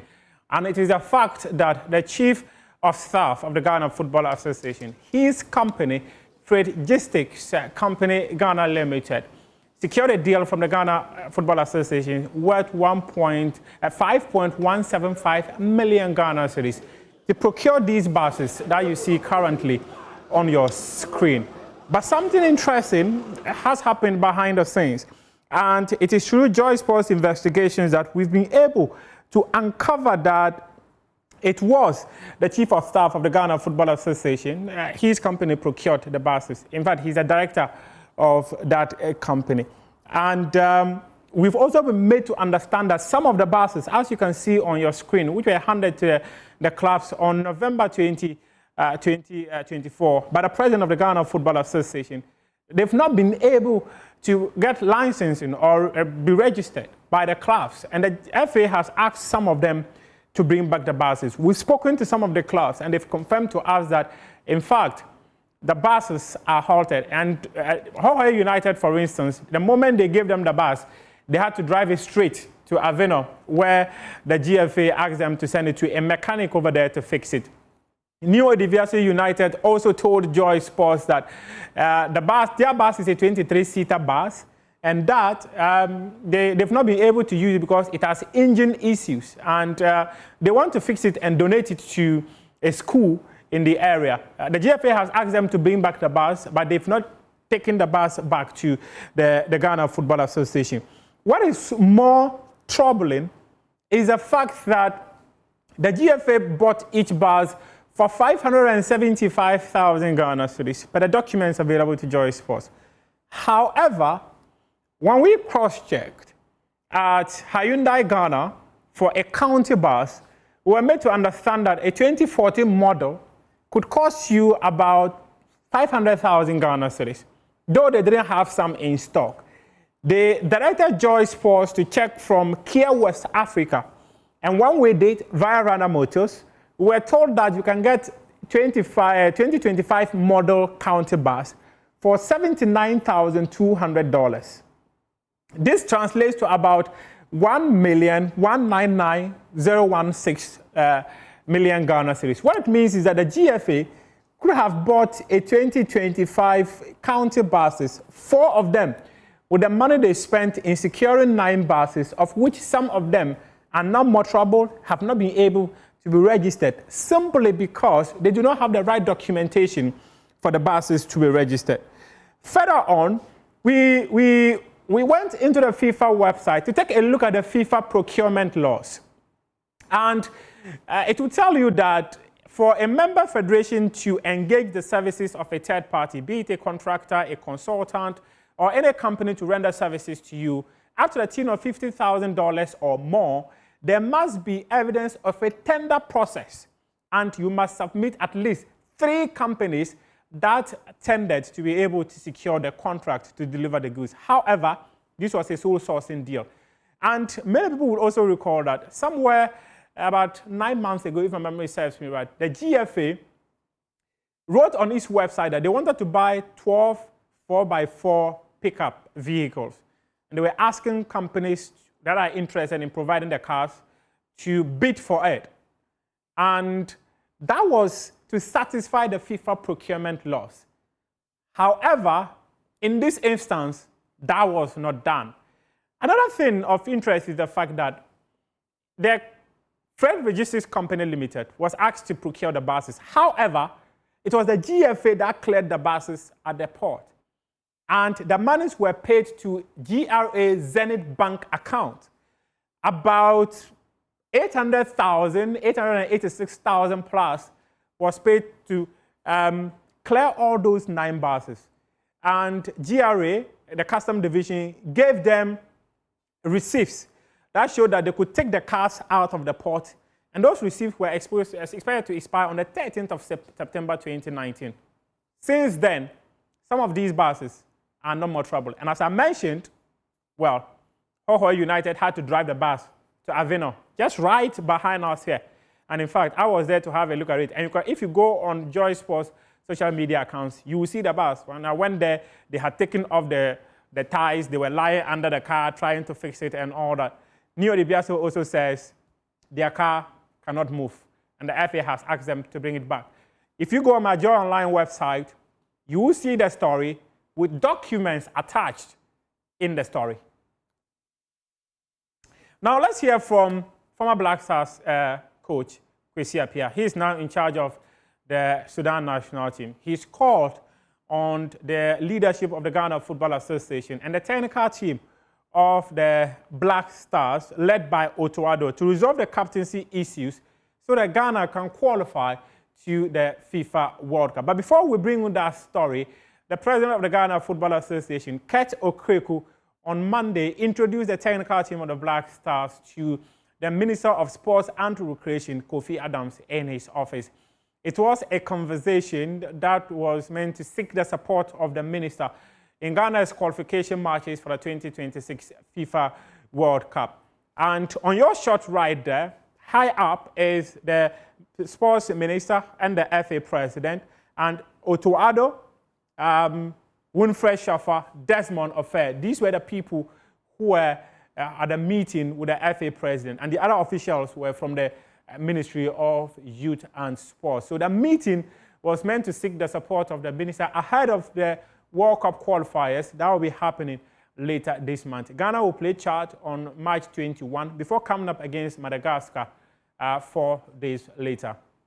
Now to the story of former Black Stars coach Kwesi Appiah, who says that they should resolve the captaincy issues, and that would help Ghana to be able to qualify to the FIFA World Cup in the USA, Canada, and Mexico. If there are other issues, which I don't know, I actually didn't want to go into Black Stars issue because I'm not in Ghana, I'm not secondly with the team. So anything that you say would be like speculations that we're trying to go back. But if I think these two, they're able to sort it because the players that we have are all quality players. And I hope Charlie will try and sort out making sure there's no divisions in the team. Because without unity, we cannot achieve anything. And my hope and prayer is for Ghana to qualify from Diago. Sometimes I wonder, because you've made it looks so sensitive an issue, and you wonder. First of all, okay, I've been to Sudan and I've never faced that situation. Sometimes they themselves do change, give other people fantasy battle, without me even getting involved. And who does that? They themselves. The players? They decide, oh, okay, today you put on that. But most of the time you have the captain there. But most of the time you give it to, okay, you. Sometimes you see this one. Just keep quiet. Because for me, it's about wearing the national jersey, going out there to defend the jersey. You know, not this Armband. We will not see you as a big player in the team. Well, we'll see you. So is it about you or it's about the team? If because of issue on captaincy, the team will lose. From the technical advisor of the Black Stars, Winfred Schaffer, he says that he's here to support the Black Stars qualify to the FIFA World Cup. To talk not only when the player come here, yeah? We have to call the players and ask him, what is everything okay with you, with your family, with your kids, with the coach? Yeah, the player have to know we have interest about him. All the players have to think the same. Not only the players, the coaches, the massage, the physiotherapists, the president, the minister of sport, and then we can do it. Yeah. Not now we play in Morocco. To play in Morocco was the problem. We play Morocco against Madagascar. Yesterday I heard, Madagascar is a fighting team. Okay, it's a fighting team. we are Ghana. Yeah. I saw when I go here in the office, I saw one with love and country. I never saw it. Fantastic. That is what I mean. When I have the shirt from Ghana, I must be proud. My family is here, my grandpa, my grandma is here. Everybody must be happy when I go in the field. Yeah? And this is easy to win. Yeah? Well, when we don't need one group in the dinner time is here, one group sit here, one group sit here. No, all together. That is what we need, and what we need leader in the team. Yeah? I don't know, in the past you have very, very good player when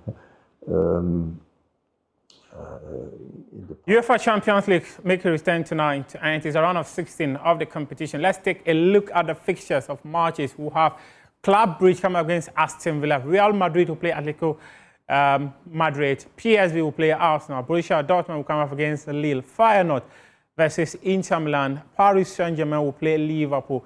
Bayern Munich will come up against Bayer Leverkusen. And Benfica, they will play Barcelona. So these are the fixtures in the round of 16 of the UEFA Champions League. And the big game tonight that Joy Sports will bring you commentary on is a match between Atletico Madrid and Real Madrid, which will be happening later tonight. That is your sports for now. We do have more sports stories on myjoyonline.com. We appreciate your time.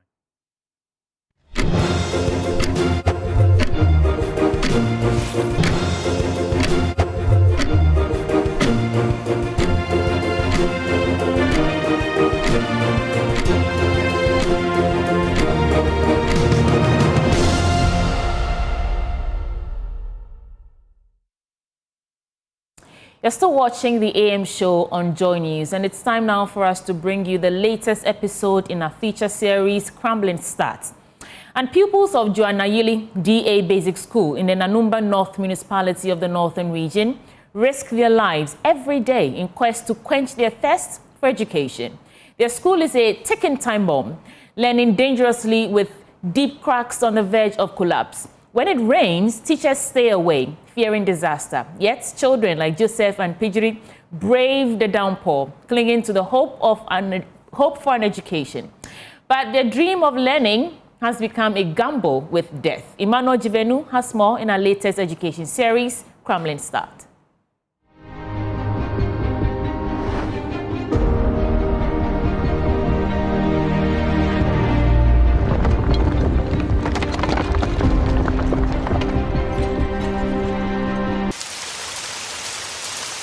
Joanayili, a farming community in the Nanumba North Municipality of the Northern Region, is soaked in rain. It is 8 in the morning, and the streets are still quiet. For the children of Joanayili, these rains are more than just natural occurrence. It is a barrier to their education. This is Joanayili DA Basic School, a 3-unit mud block that has long passed its prime. It leans precariously with deep cracks threatening to collapse at any moment. Yet, this fragile structure is where the foundation of the education begins or ends. There is nobody in sight, and it appears there will be no school today. However, in my quest to satisfy my curiosity, I entered one of the classrooms. There, I met these siblings. How are you? I'm fine. What's your name? My name is Pambandilam. Which class are you? P4. Who's that? My name is Peter Pamba. Okay, how are you? Yeah, fine, thank you, sir. Joseph and Pigri braved the rain, arriving drenched, hoping school day will still begin. Pigri, the youngest, is visibly shivering from the cold weather. Her brother could not look on, so he removed his wet shirt to cover his sister in an attempt to provide her with some warmth. But their determination meets despair. The rain keeps pouring, and the building offers little solace. It is a chilling irony. These children seek knowledge, yet their shelter could collapse at any moment. The absence of teachers and students leaves the classrooms to the animals. With no doors or windows, the school serves as a refuge for livestock instead of children. The state of the school reflects the neglect suffered by the community's youngest learners. I'm curious to know how classes are held here when it rains. Unfortunately, the head teacher is miles away, sheltering from the rain like everyone else. So I decided to reach him on phone. He paints a grimmer picture of what learning in this structure looks like. Okay, am I talking to the head teacher? Yes. Okay. You are in your school. Will you be coming to school today? It is still raining. Okay, so when will you be coming to school? Monday. Oh, meaning that there's not going to be school today? It may be because there are some teachers in that community. And I don't know whether it is raining at that place or not. I can't tell. So if it is raining at that place, I don't think they can also go because they will not come out. The children cannot come to the school and the teachers too cannot go. Children, we have 2 of them here. Oh, you have 2 of them? Yes, and they are waiting for the teachers to come and teach them. To come and teach them? Yes. Is it not raining at that place? Yeah, it is raining. So how do you do? If you go with your books, won't it spoil? Yeah, it will spoil. So what do we do? I can only call a teacher in the community so that if he has umbrella, he can come and listen to you. I want to know the challenges in your school. Okay, we have a lot of challenge. I'm talking about the building, the school building. It has a big cracks. And actually it's more or less a depth track. Because of that, what we do is that when they break like this, we will convey the furniture out to the distance, to the mango trees, so that it is the mango trees that we always have our classes for the sake of this thing, to save the children's life. For years, the school has been asking for help, but no meaningful intervention has come. The future of Joanna Nyele's children is literally crumbling. Will you advise we take the children home? The 2 children that have come to school? Yes. You should let them go back. Okay. Okay. For now, I can't come. Jonas is one of the few teachers living in the community. He's been sent by the head teacher to assist show us around the school. Each step on the compound reveals the scale of the problem. From kindergarten to basic 6, the pupils are squeezed into 3 dilapidated classrooms. When rain falls, learning halts. When it rains, we can't have classes. And the classes are only 3. And we have KG1 up to P6. So even if the classes are good, the classes are not enough for us. And also the classes too are not good. It's too rough. For many, this means falling further behind, a future slipping away with every downpour. With permission from the head teacher and the assistance from the teacher, we take Joseph and Piggery home. They are soaked, shivering, and visibly exhausted, yet their spirit remains unbroken. Joseph and Piggery represent countless children in Nanyele and beyond, children whose dreams are held hostage by neglect. The government must act now. These young ones are not just statistics, they are the future. How many more rainy days will pass before their cries for help are heard? Emmanuel Jivenu, Joy News, Nanyele, Nanumba North Municipality, Northern Region.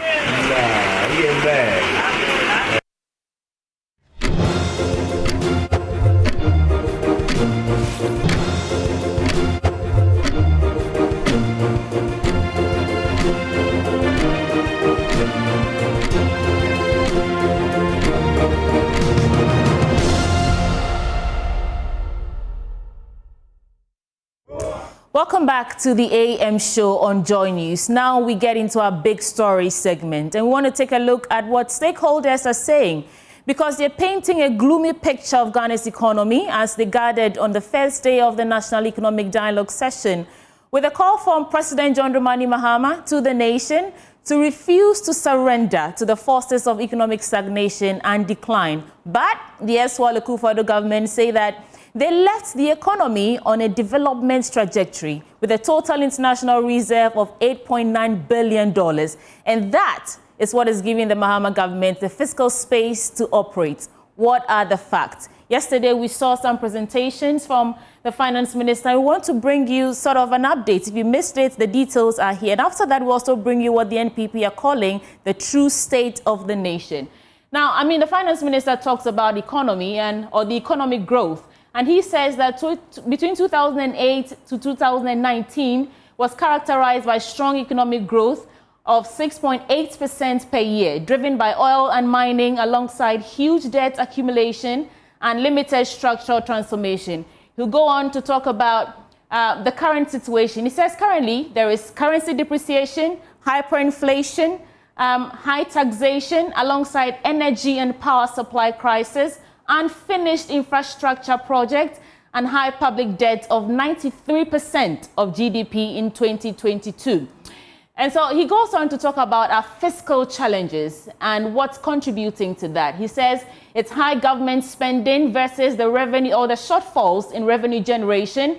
He talks about rising public sector wage bill and interest payment. He also talks about inefficient spending on education and health, as well as National Health Insurance Scheme mismanagement. He says only 50 to 60% of funds actually go to claims. And moving on, he says ECG's revenue collection inefficiency amounts to 62% collection rates. And we are not doing good there at all, which is why the conversation about privatization of some parts of ECG come into play. He also says $2.2 billion annual cumulative shortfall in 2024. That is still on the energy sector crisis.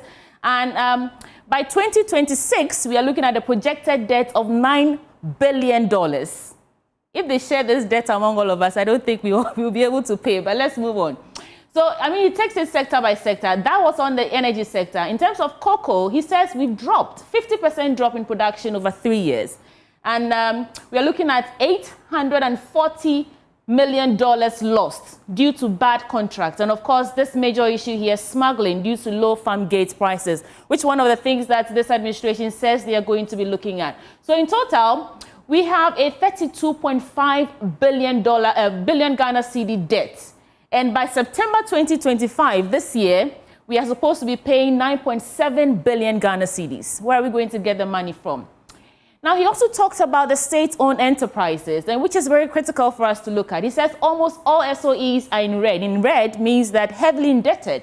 from Electricity Company of Ghana to Agricultural Development Bank, they are all, or most of them, are in red.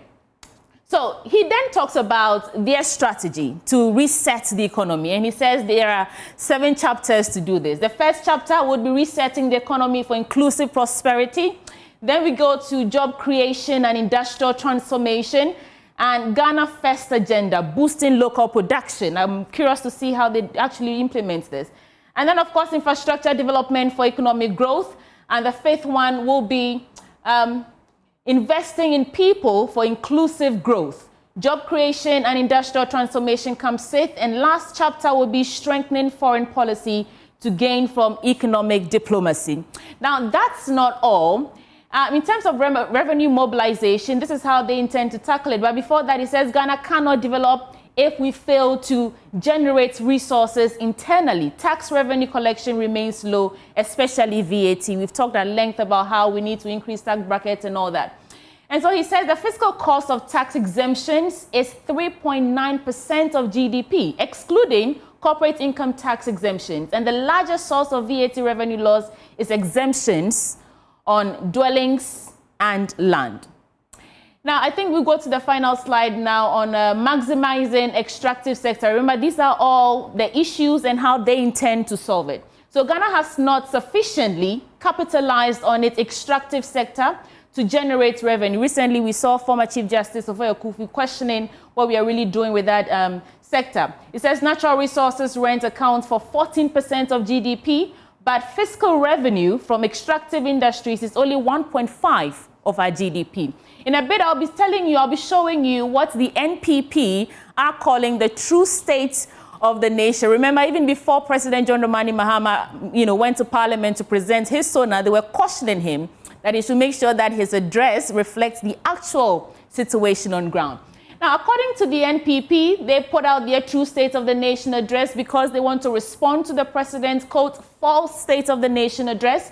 They aim to provide factual information to the Ghanaian people. And they also want to highlight economic turnaround under the NPP administration. They're saying most of the things we're seeing right now that we're hailing the Mahama administration for could not have been done through magic, because it's the work they did. That's what sets the pace for the successes they're chalking in these few days that they've been in office. So he talks about inflation.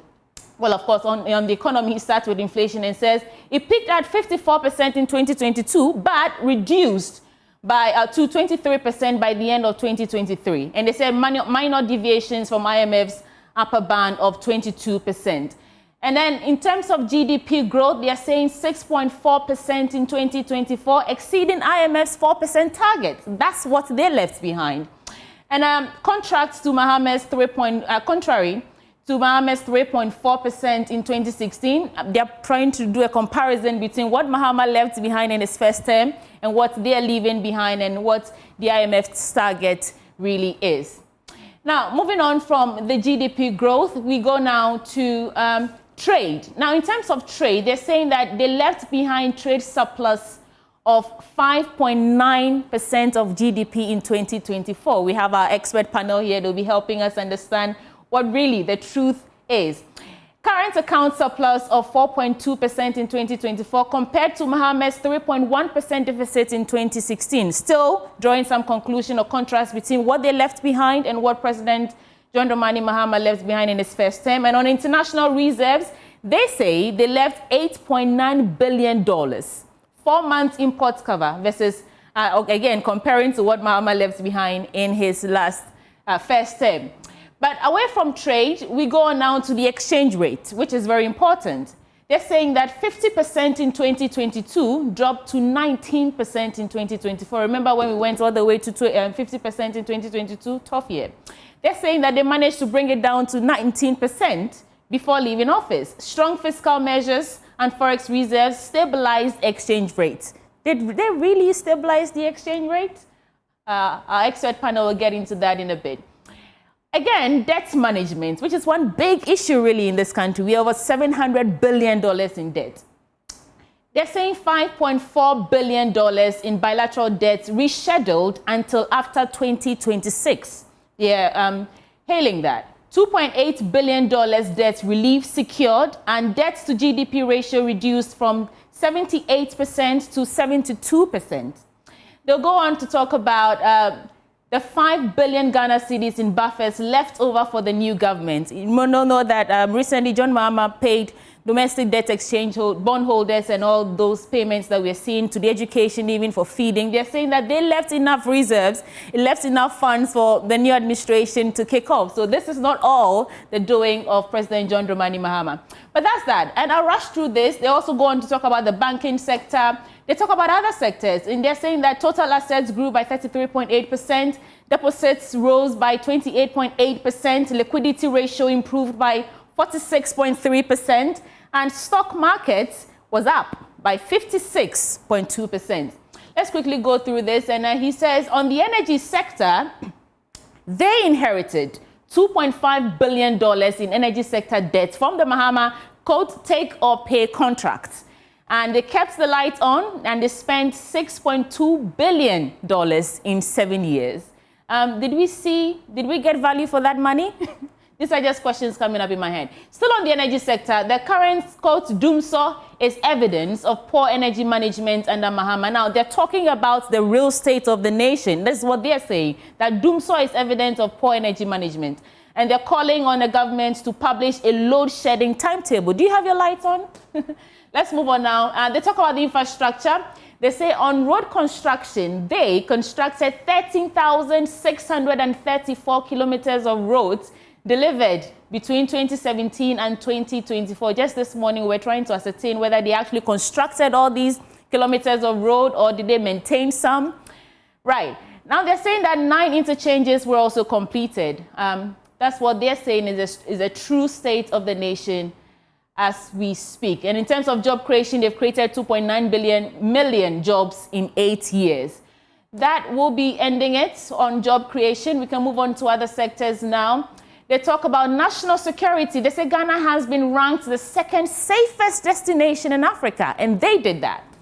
And then we go on to talk about post-election violence under Mahama's administration. Of course, they're saying the attacks on state institutions, businesses, police stations, and the Electoral Commission's offices set on fire, direct confrontations between civilians and military officers. These are things that mar our national security or development agenda. And they're saying on the reality of the economy, they improved macroeconomic indicators, they left strong external reserves and stable currency, and we are seeing growing financial sector and controlled inflation, better debt sustainability than in 2016. Now, they'll go on and on to talk about so many other sectors and what they're doing. But the call to action is that minority will expose deception and hold government accountable. And they're also saying that Mahama's administration or Mahama administration's mismanagement will lead to tax increases. Don't forget Mahama's promised some tax cuts, so we are monitoring that. And Ghanaians must resist unjustified new taxes. These are what the NPP are calling the true state of the nation. Benjamin Akako is sitting with our guest, our panel, and they'll be delving into the issues right away. Over to you, Ben. Thank you very much for that succinct analysis of the issues on the true state of the nation and as well as what Dr. Cassie Lato-Forson has been saying as far as that national economic dialogue is concerned. The guest joining the conversation, Dr. Kabiru Mahama, Senior Lecturer at the University of Ghana Business School. We have Professor Lord Mentor, an economist. We have Dr. Tia Kabiru, MP for Wale Wale. He served in the former Vice President's office, Dr. Mahmoud Bawumia. Hamza Suini Esquire is a former board member and of the Ghana Road Fund and a member of the NDC's National Communications team. All of them join the conversation. Let me start with the gentleman joining us virtually. Good morning to you. All right, so we'll try to connect with them. But joining us in the studio, we have Hamza Suini, of course, right here with me. Hamza, good morning. Good morning, my brother. It's a pleasure having you. Well, the pleasure is mine as well. And good morning to our cherished viewers out there. Now, having followed, I just want to start from what you just, saw us present in terms of the two different sides. And I've always said that we must get to the point where as a country we can say this is the truth, this is the fact, without anyone coming to say this is my truth and this is your truth. What fine line do you see in the middle of all of this? I think that for me, the reality is one of disappointment Because if you followed the discussion so far, especially the State of the Nation address presented by His Excellency President John Dramani Mahama, I think he foresaw this happening, and that was why he was quick to say that it was not a period of lamentation. We've had this kind of discussions for far too long as a country, where on one hand, one political party seemed to be suggesting that they are the best handlers of our economy, and on the other hand, there's one also critically examining the statements being made by the other political divide. And so I think that it is tiring as a nation. That is why President Mahama has indicated that the time has come for us to concentrate on the promises that we presented to the good people of this country, as far as the last election is concerned. And for me, that should be the focus of our discussion. When it comes to the economic record of this country, you don't need the National Democratic Congress or NDC to tell you what was left behind. Every Ghanaian felt it. We all lived the economic conditions under the erstwhile administration. And so this survival instincts within the MPP that seem to be pushing them to want to gain some kind of relevance in our political discourse. It's a bit disheartening, knowing the record they left behind. That is why I am of the view that the time has come for us to move on. You don't expect them to speak for the NDC, and if there's a picture that they feel is not properly reflective of the truth, you want to think that they would want to put that out, right? I don't have a problem with that, and that is but the issue has to do with credibility. Not too long ago, the same political party in government had issues with the IMF, even in terms of the way they were churning out their figures. Remember, even the debt calculation, the systems behind their debt calculation was a bit problematic. So this is not new, and that is why I'm saying that it has to do with credibility. And I do not think that when it comes to issues of credibility, the NPP at this stage has what it takes to engage in that debate. I think it's interesting you say at this stage, because, you know, when it comes to credibility, I believe there's a deficit on both ends. Remember in 2016, it was because of such a deficit of, so to speak, credibility. That was why when the NPP gave the tag of incompetence to that now president, I disagree. John Mahama, it sort of stuck, and that was why you were booted out of John office. Mahama's again, issue, the lack of credibility and incompetence has come into the picture. No. So there's a difference between credibility, lack of credibility, and incompetence. Let's get that point straight. In any case, under John Dramani Mahama, what actually happened had nothing to do with credibility. He was being frontal with his figures. It was based on those figures that Dr. Baumia proceeded to organize his lectures in our various universities. And it was based on those figures that he made that famous declaration that if the economy is not doing well and you say it's doing well, the exchange rate would expose you. Because he was confident in the figures being churned out. He never questioned those figures. His problem had to do with the analysis and conclusion when it comes to those figures. Right. But under their watch, what is at stake is even the credibility of the figures they are churning out. And it was not the NDC that questioned it. Even the IMF at a point had to question those figures. And that is why I'm saying that when it comes to the economic discourse, we must know the political party that has that credibility and one that lacks that credibility. And so that is the only way we can come to a conclusion as to which of the two political parties is speaking the truth. And so from where you sit, when Dr. Amin Adam, the former finance minister, right before I come to Dr. Tia Kabiru Mahama, and let me also quickly acknowledge, though, Professor Lord Mensah of the University of Ghana Business School, an economist. Prof, good morning. Yes, good morning, if you can hear me loud and clear. I can hear you loud and clear. Just hold for me. Let me take a few comments in the studio, and I'll come to you for an in-depth analysis, because I know you've been following the matters. You've kept your eye on the ball. Yes. So, I mean, looking at the crucial issues that I brought to bear, it makes for interesting analysis every time from the two different political parties. But let me pause on you for now and bring in Dr. Kabiru Mahama. Good morning. Good morning. The true state of the nation, eh? How come every time the government in power does not know the state of the nation? It's the opposition that knows the state of the nation. What's happening in this country? So again, good morning to you and to our cherished viewers and to the good people of Wale. Good morning to you. And can you speak up a little? Back to your question. Why the government will not always have the true state of the nation. It takes the opposition to give the true state of the nation. It's unfortunate development that a government that is seized with all the data, having the benefit of every single expert in the government, preparing statements for them. There tend to be questions on those statements as to that being the true reflection of the state of affairs of our republic. Simple reason, because of the affinity of government to, paint a picture that will elicit support or sympathy from the general public.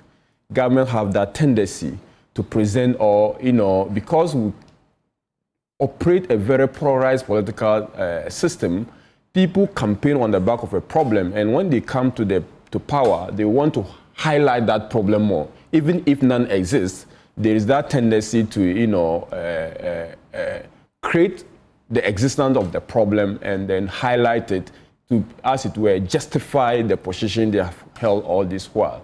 And that is why sometimes you find them massaging figures or misrepresenting figures, or, if you like, trying to weather down the impact of the previous government. Because we are not used to giving credit to the previous government, we find ourselves in that cycle, where the cyclical regime where people will always condemn the outgoing government. And that is the only reason why, for me, in my wildest imagination, why a sitting government tend not to present facts. And if you look at the President's State of the Nation address, sitting down and listening to the President, I wonder why, the President could have struck a balance of the ills. There were certain ills of the Nana Akufo-Addo government. Right. There were certain decisions that didn't go well with the Ghanaian people. Right. But there were certain goods of the government as well. We cannot say, and every Ghanaian will come to a concern, there were certain goods of the Nana Akufo-Addo government. But did we hear one single thing the President mentioned to the fact that the Nana Akufo-Addo government did so well in this area? None. Not even a single thing. The President stood out and said that on this one, government being a continuo, they did so well in ABCD, and I intend to continue on that. Even where there were successes. When he said that free SHS had come to stay and he was going to ensure that it stayed, what was that? So was he not by saying that, acknowledging that something good had been done? No. For which reason? You don't continue a bad thing. No. So this is what the present position.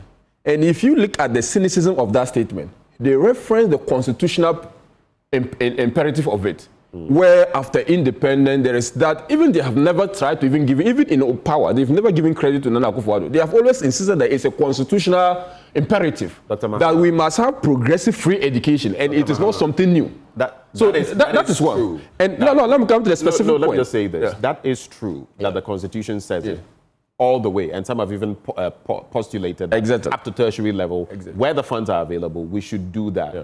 But is it up to the NDC government to determine who did what when it comes to free SHS? I think ordinary Ghanaians who voted, everybody understands that Nana Addo Akufo-Addo did a great thing with free SHS, no matter what the discussions have been. Is that even a question? Yeah, so if every Ghanaian accepts that as a fact, why will it not take the government in the spirit of building a country, everybody knows that. Then everyone knows the debt situation. Everyone knows it. It was on the back of that we went to the IMF. Why will the president have to come and mention it? You understand? All the relevant facts the president mentioned, everyone knows. We've discussed them. Right. Why will he have to come to the State of Nation address to remind us of those things? So it's equally important that if you are reminding the good people of Ghana the bad things, equally remind the good people of Ghana the good things the president has done. And that is the reason why you find that sometimes the opposition gets uncomfortable, because if the president had given us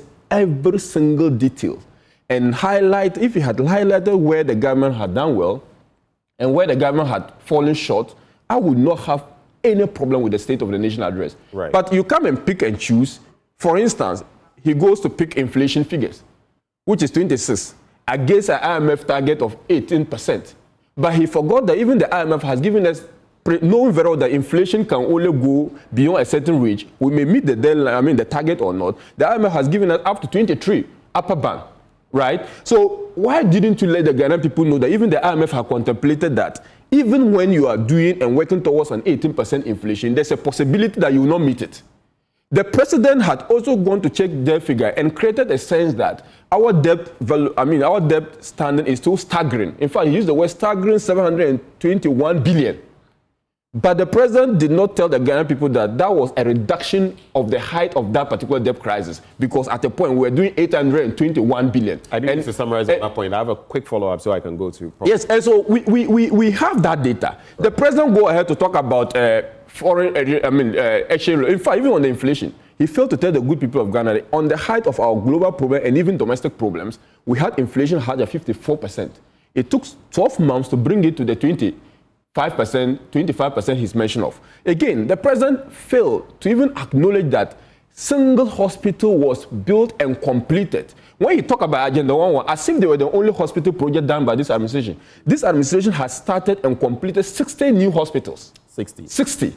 So that is aside the Agenda 1.1 project. Agenda 1.1 came... I'll be kind to you and say that I'll not ask you to do it immediately. Yeah. But I would like you to get your list of 60 at the appropriate time, not immediately. Exactly. I want the conversation to flow. Yeah. Later, remind me, and then we'll look at the 60 hospitals, where they are. And hopefully, those living in those communities can tell us exactly what is on the ground. We have conducted, some studies into some of these in the past, which we've brought to you. But I want him to conduct this exercise so that we can assess those. Yeah, so I can even give them. Right away, I can mention there's a reason them. I'm saying not immediately. So conclude on that point. Yeah. So that is the problem we have with the State of the Nation address. And if, for instance, every single sector the president touched on, he created a sense of a gloomy picture of the economy. Okay. And I think that, we would have been spared of this particular cacophony. All right, so I get the point. Just for the conversation to proceed. So you feel President Mahama was not fair to you. He could have been balanced and all of that. Just a quick question for you. When Nana Addo Dankwa Akufo-Addo was president, do you remember the number of times maybe he spoke and commended former president, back then, former President Mahama for this or that? Can you cite any instances you remember? Well, I can remember when the issue of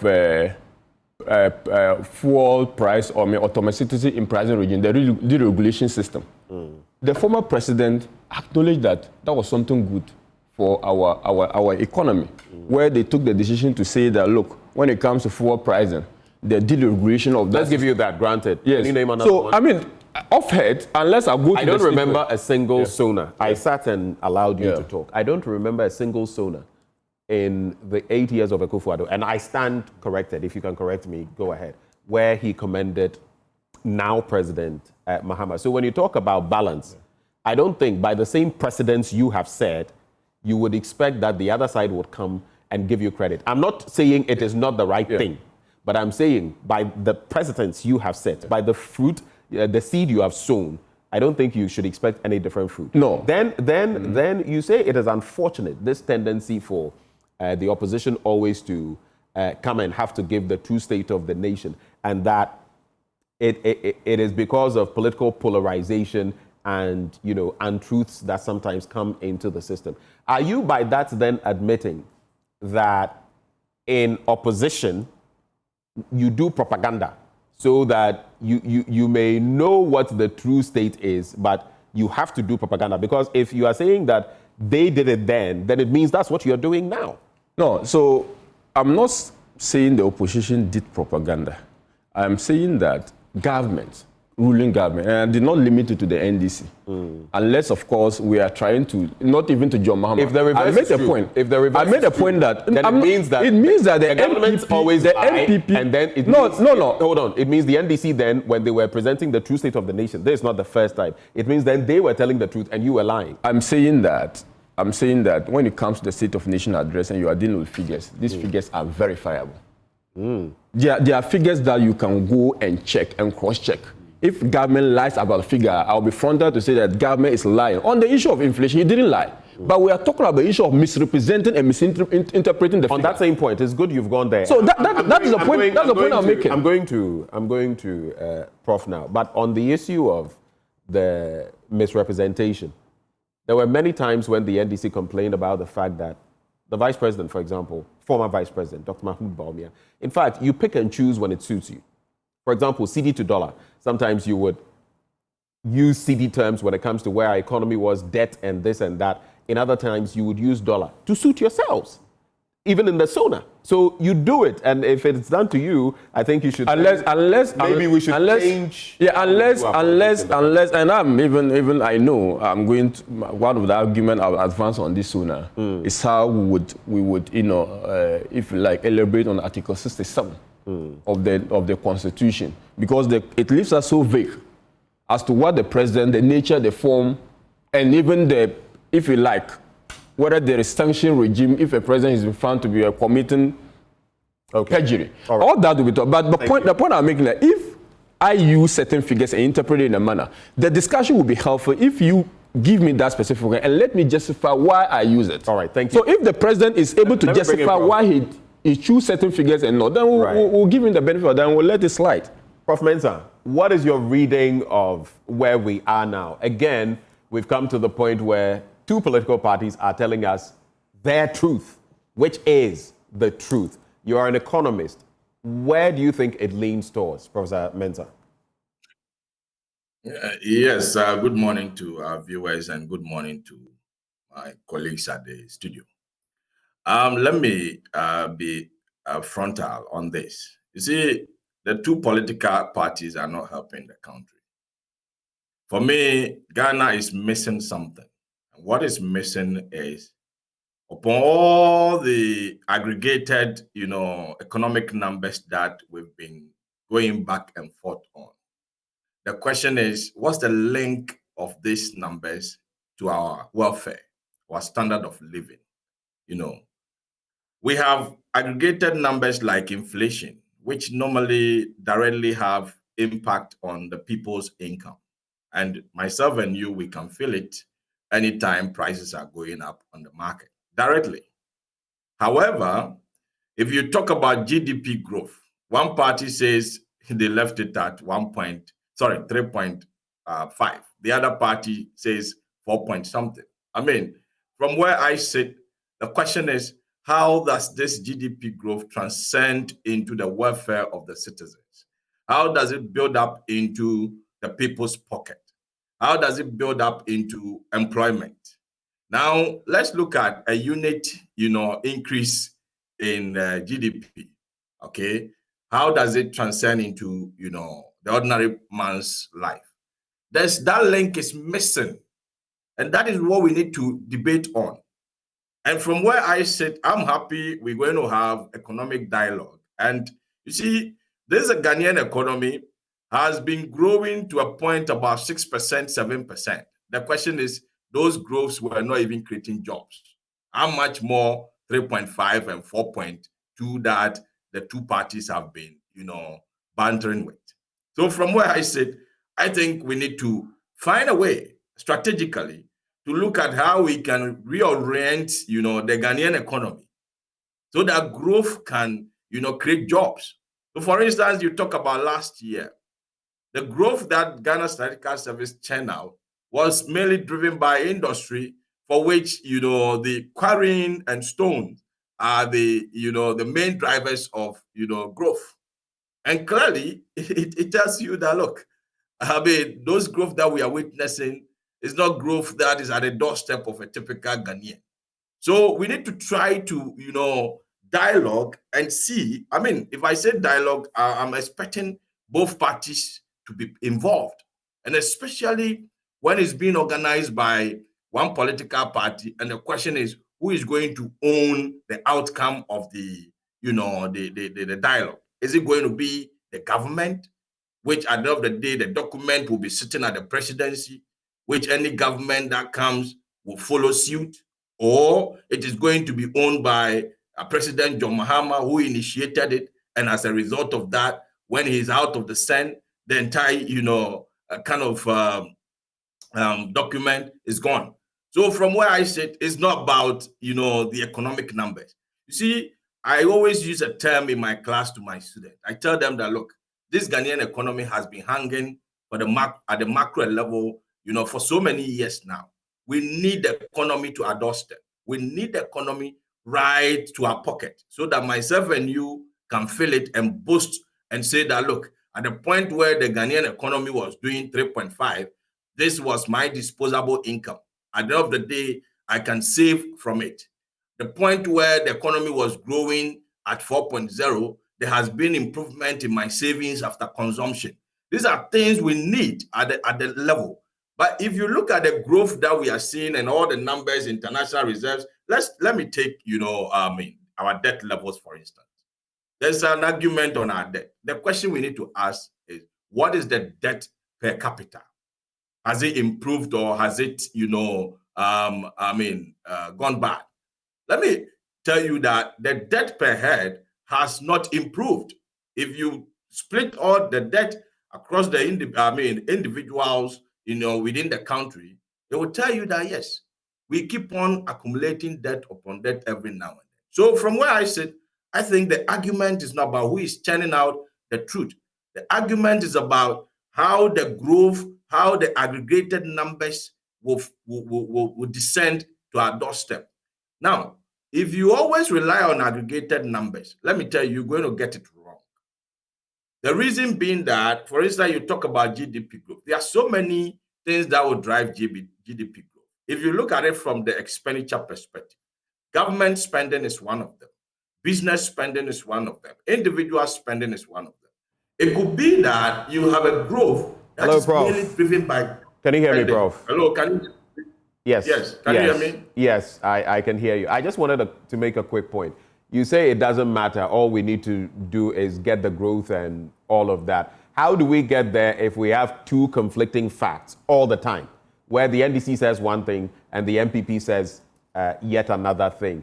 Don't we have to have what exactly is the picture? I know you're trying to be politically correct, but we must expose untruth and we must reveal what is truth. So what is the truth?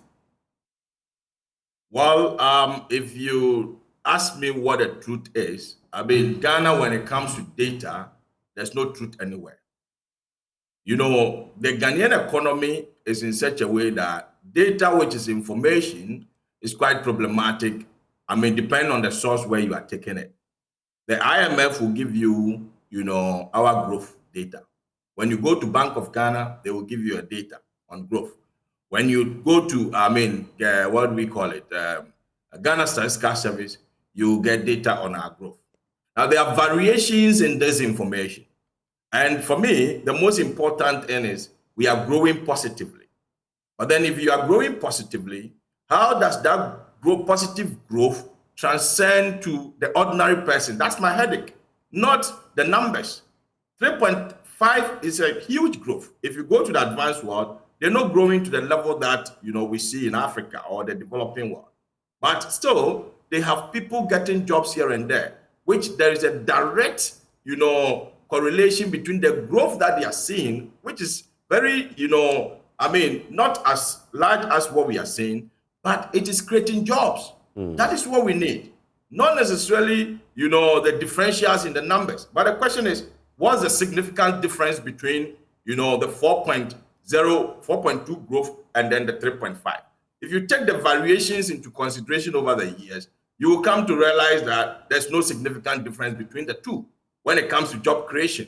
So from where I sit, Ben, I don't think it's about, the growth that we see. It has to do with how the growth goes up into our doorstep. Right. Just clarify for me, though. So when the MPP says, and Dr. Amin Adam highlighted that they have created 2.3 million jobs in 8 years, do you subscribe to it? I don't. Why? If you have created, 2-point-something million jobs, why would you lose elections? So are you trying to tell me that Ghanaians voted based on a different reason apart from the economic reasons? I don't think so. There's a genuine reason why, economic reason why Ghanaians voted out the government. And some of them are the economic indicators that, hit them. And let me tell you, I spoke about, the aggregated economic indicators that does not reflect with the people. Let me tell you, the good economic indicator that are supposed to reflect in the people's life, that's not what we see. But then the bad ones are the ones that we feel in our doorstep. So something like inflation. When prices was going up, we saw it, and everybody, felt it on his disposable income. So when you get your money at the end of the month, chunk of it goes into consumption, which at the end of the day, gives you more or less a zero savings. Okay. And everybody, was, crumbling in the country, thinking about what exactly is happening. So when interest rate is going up, which is one of the negative, aspect of the economy, we felt it. At the end of the day, it is difficult for you to borrow from the bank. Okay, but so then I think the GDP growth, which is supposed to be positive, which is supposed to create jobs, we don't feel it. Okay. And that is why, let me tell you, Ghanaians voted, the administration out. So if you're telling me that you've created jobs and at the end of the day, the people are not seeing the jobs, then obviously, it will turn out not to be true. Prof, hold for me. Let me come to Dr. Kabiru Mahama. He's a senior lecturer at the University of Ghana Business School as well. Doc, thank you for joining the conversation. All right, thank you, and good morning to you, and good morning to our listeners. Right. Just a quick one before, I know you are itching, you're raring to go. Dr. Atoforsen says, currently there is currency depreciation, hyperinflation, high taxation, alongside energy and power supply crises, unfinished infrastructure projects, Agenda 111 being part of them, and public debt of 93% of GDP in 2022. If we even stick to the figure of Agenda 111, 3 hospitals being completed, I don't know about operationalized, out of 111, that's about 2.7%, less than 3%. But what's your reflection on the state of the nation economically as presented by President Mahama and the true state of the nation as presented by Dr. Amin Adam? Well, the two of them, as you rightly said, everybody churn out their figures. But I believe that there is always the truth and there is false. Anybody who is in the helms of affairs will try to reflect on the actual figures on the ground. So if the actual figures on the ground is what is being told, then let's hope that it is the truth. However, if in any case that they may also have different figures that they are bringing out, then that is something else different. As Prof rightly said, he said there is no true data in Ghana. I stand to differ because I believe that the Statistical Service is providing us with the right figures. The Bank of Ghana is also providing us with the right figures. And sometimes there is even that possibility to reconcile some of the figures from the World Bank and IMF, even though sometimes there is disparity in some of the figures being churned out. But I still hope that let's have confidence in our institutions and let's believe that the two political parties should go to the right sources and get the right figures and present to the good people of Ghana. But however, if you look at the Agenda 111, you will notice that about $400 and something million have been spent. And if you said that 2 hospitals has been completed, I think that when the finance minister was making the presentation yesterday, he indicated that if they had spent the money in operationalizing some of them, at least they will have completed about 22 of them, in which they haven't been able to do so. I think that, well, we should be, the last time I spoke about marginal efficiency of spending. So you should be interested in the spending that you will do. At the end of the day, that is going to bring you any good input that you are going to have. So it should not just be that you are spending, but the expenditure that you are making is not giving you the good outcome. Now, if you look at what do you call it? He did mention about state-owned enterprises not being more efficient. That is what the finance minister said. State-owned enterprises are not doing very well because, if you look at it entirely, you realize that most of them were actually making losses. And which many of them are in the red. In the red. Just few of them are doing very well. The last time I said that Boss is actually trying to do very well when it comes to spending and all of that. Its operations and all of that. But when you look at... And then you wonder what happened, just to add, because we had a whole setup to ensure that these state-owned enterprises actually performed. You remember? Yes. And still, we are where we are. No, the fact of the matter is that... I believe not just, Mr. Kujo was in charge of... Yes, they are not just being efficient in most of the things that they do, especially in terms of their operations. So what we need to do is to look at it from the perspective of rehauling the whole enterprises, do a complete diagnostic analysis of them to be sure that this is where they are supposed to go in terms of profitability. And sometimes, the political economy is a very vital element when it comes to most of these state-owned enterprises' performance. because you realize that most of the people are appointed by the president. Right from the top management to the board level, everybody is appointed by the president.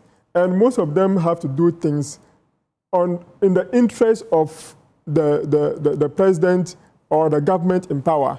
So if you're able to disassociate the board and most of the members from the president's point of view, you realize that we can put them in the path of growth.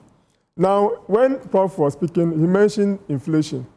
And you know, inflation measures the cost of living index of every individual in the country. So if the cost of living index is bad, so for instance, we're borrowing at a rate of 35% and so forth, I mean, it's actually something out of gear. If I'm borrowing at a rate of 35%, how can I be efficient as a business? How can I employ people as a business? So these are things that we really need to do and ensure that we put things in a better position. Now, if you look at the Bank of Ghana is having their monetary policy rate at a rate of like 27%. And 27% is abnormal because you are trying to use that as a means of stabilizing the, inflation, and as a means of stabilizing your currency. So if 27% that people have, the commercial banks have to borrow from you, and even individuals will have to lend to you. So there are two legs of the game. Now, either you borrow to government or you lend to the central bank. So the 27%, even though it's a lender of last resort, the central bank also borrow at that rate from banks that have excess cash that they have to store with the central bank. So if the government interest rates are falling and and the central bank also has a rate that I can rely on, I will put my money in government bonds and I'll put my government treasury bills, then I'll put component of the money in Bank of Ghana bills. In the end, if you look at the net effect or the total effect, you realize that government is even borrowing above the 20-something% that we are talking about. So these are measures that we need to bring down so that if interest rates are down, businesses can flourish. You understand? The government don't need to create all kinds of jobs. You say you have created 2.3 million jobs in 8 million years. Jobs in 8 years. And we are not seeing the reflection in the lives of the people. I mean, this is something that you and I will know that is actually abnormal. Because when you say it's abnormal, is that to say that you don't believe the data? Well, I will not say 100% trust in the data because we have an unemployment rate of 14%. You remember that the Ghana Statistical Service came out with this 14.7% of unemployment rate. So if you have created 2.7 million jobs, it means that on average, you are creating close to, let's say, 300 and something thousand jobs within a year. And by this time, you should have forward and backward linkages in terms of the job creation. So if you create one job, then the people should be able to generate income and also invest in businesses and create additional jobs. Effect. So let's get our figures right. If our figures are right, I think that we can move on as a good economy. Okay, all right. Hold for me. You see, sometimes let's get our Prof. Mensah will say, oh, there's no real correct data in Ghana. Then you will say, oh, let's get the data right. If you, the economists, are saying we can't get the data right, how I don't know. I'll come to Kabiru in a bit, but Hamza, you've not spoken in a while. Yeah, Bernard, I think it is important to state that I share in the concerns being expressed by my good friend and brother here when it comes to data reliability. I believe that Ghana has the reliable data that is needed. I think that the issue has always been with the field in which the data operates. And I'm quite convinced that Professor Lloyd would agree with me. When it comes to, that is why they said that economics is a social science. It depends on how you interpret the figures. Sometimes the problem largely has to do with our interpretation of the figures, not the question of whether the figures are reliable or not. Maybe we should qualify propagandist interpretation of the figures, depending on who is in government. Yes, but that is the nature of social sciences. And you see, like he indicated, you may even be experiencing a 4.5% growth in your GDP. And another government would be experiencing 6.7% growth in your GDP. But in terms of actual effect, the 4.5 could be more impactful in terms of its linkages with many other sectors of the economy than your 6.5. Okay. So the problem has to do with interpretation, which is something that we can have discussions around. Okay. But quickly, my good friend and brother, Dr. Kabiru, indicated that President Mahama only appeared before Parliament to paint a gloomy picture about the economy. Ben, under Article 67 of the 1992 Constitution, President Mahama is injuncted to appear before Parliament to present a State of the Nation address. What it simply means is that President Mahama is enjoined to report on what he has discovered or the state of affairs as far as our country is concerned. And that was what he appeared in Parliament to do. And if you look at the NPP's response, I'm a good friend here, they have not in any way questioned the figures President Mahama presented.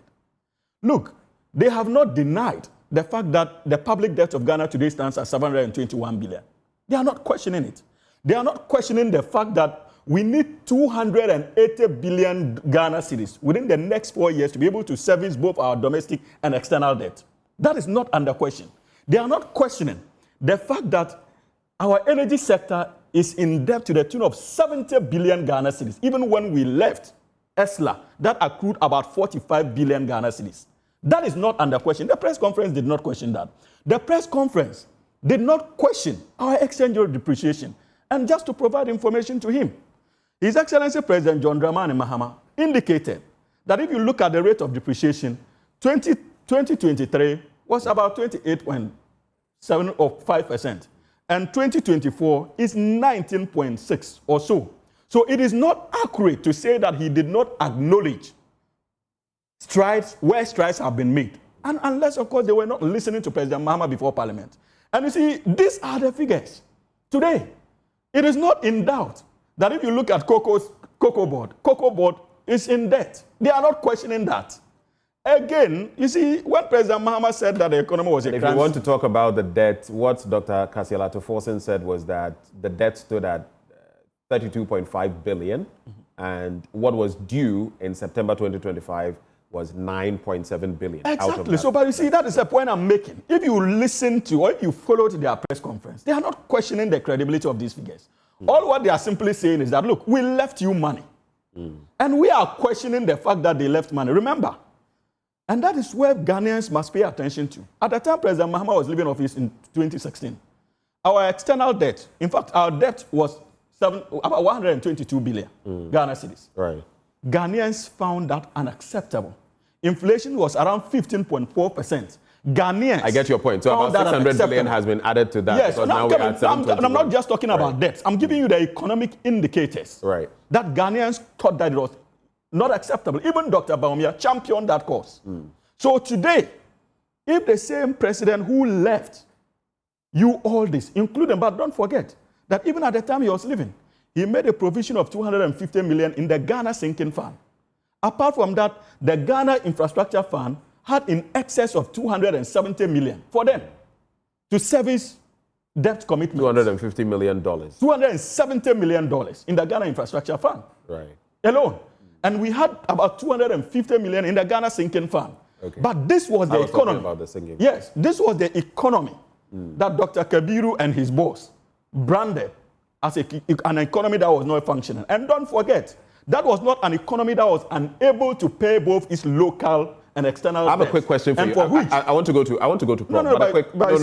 Ben. No, I think you've elaborated. Ben. But you've copiously elaborated on your point. You've copiously elaborated on your point. I just want you to move forward with this. Yes, under 2 minutes. But you see, no. Issue. Let's do 1 minute. Ben. Let's go. Ben. Let's go. You see, but the issue at stake is that when you listen to them, they tell you that, look, every government leaves liabilities. And so, but it's the truth. It's the truth, isn't it? I agree. You can't take assets without liability. President Mahama has not said that he's not going to confront those challenges.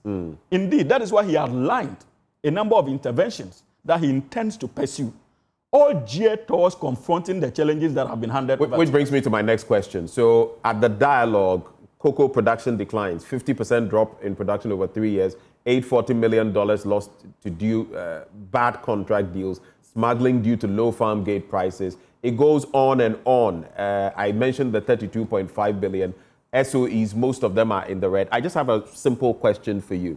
When President John Dramani Mahama says, I, John Dramani Mahama, he said it about twice. I will fix the economy. How is he going to do it with all this debt that you're saddled with? Give me a 1-minute response and then I'll go to Prof. Quickly, it has to do with rationalization of your expenditure and to a very large extent your tax systems. Because you would agree with me that we are where we are because of reckless expenditure on the part of government and failure to invest in productive sectors. And that is why President Mahama said that as a policy prescription, the first objective would be to rationalize our taxes and cut down expenditure and proceed to invest in productive sectors of our economy. That is why he went elaborately on the agriculture sector and outlined policies he intends to pursue in the agriculture sector that could even save this country annually about 2.4 billion. And you are thinking of cancelling taxes, but you will not introduce any. Dr. Amin Adam said that Ghanaians must resist any attempt to increase We have not taxes. said that we are not going to introduce taxes. All what we have said is that there were some taxes that needed not to be introduced, like e-levy and betting tax. And we have indicated that we are going to take those taxes off. That rationalization of taxes is not the same thing as not introducing taxes. Indeed, we'll have to look at the tax bracket and decide which ones to keep and which ones to take away. But we have already made a commitment as to what those ones we want to take away. And just finally, apart from the agriculture sector, Hamza, we have to. I'll come back to you. Let me bring in Professor Mensah. After that, I'll bring you in. He has made certain things I need to respond. Yes, but I will bring you in when you, because Prof also has responses. Prof, but I know there are certain things you want to respond to. What are your thoughts, Prof? Yeah, so in my statement, I mentioned that, look, there's no true data, source that we can find in the country. And clearly, you see, if you have an economy where there are variations in your data source, right, it tends up to reach, some kind of trust. In the sense that if you pick, our debt data, for instance, depends on how you capture it. Recently, the education minister made a statement, right, and he had to correct himself. If you look at the number of students who have benefited from, the free SHS program, he positioned it around 5, million, people, where the actual data on the grounds was around 3.5. So quickly, I had to consult, a colleague who is a senior person at the secondary level, a friend of mine at secondary school at the time. And he told me that it depends on where the minister captured the data. If you capture the data at the entry, when the kids are coming, right, you may get it around 5 point something. But if you capture it for those who wrote, WASI, benefited from the free SHS and ended up writing their WASI, then it reduces to around 3.5. So effectively, it has to do with where you capture the data. But then from where I sit, we need to find a way to make sure that whatever comes out in terms of our economic indicators will be, one front. We shouldn't have a different data when you go to Ghana Statistical Service and then when you go to, what we call it, Bank of Ghana, and then possibly to the point of, the political space. Okay. Let's also get it clear. And then also, let's appreciate. Please, Prof, very briefly on that second point. Very briefly, please. Okay, then. The true state of the economy, right, can be suppressed for political reasons. Let's appreciate that. You don't expect me, you don't expect me to tell you that inflation is around 70% when I know we're going into election. You don't expect those things to come out from the political, space. So from where I sit, we should appreciate the true state of the economy from those who are sitting by the numbers now, not those who have left or those who are about to come to power. So to me, those who are sitting by the data are the ones who will be able to churn out, the true state of the economy, not the ones who are about to come or the ones who are, who have gone out. I remember there was a time that we were having a meeting, and then one senior economist, told me that, look, don't take decisions as we speak now, because you don't know what is boiling in the kitchen. We're now going into election. Let me tell you, the true state of the economy cannot be felt as we speak now in the years of the election. So we have to be careful with the decisions we make, and then, going forward, how we project.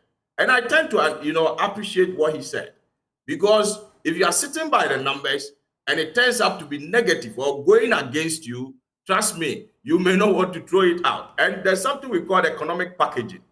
I can package, the economy in such a way that I will only tell you the positives, and you will appreciate it. The negatives, I won't tell you.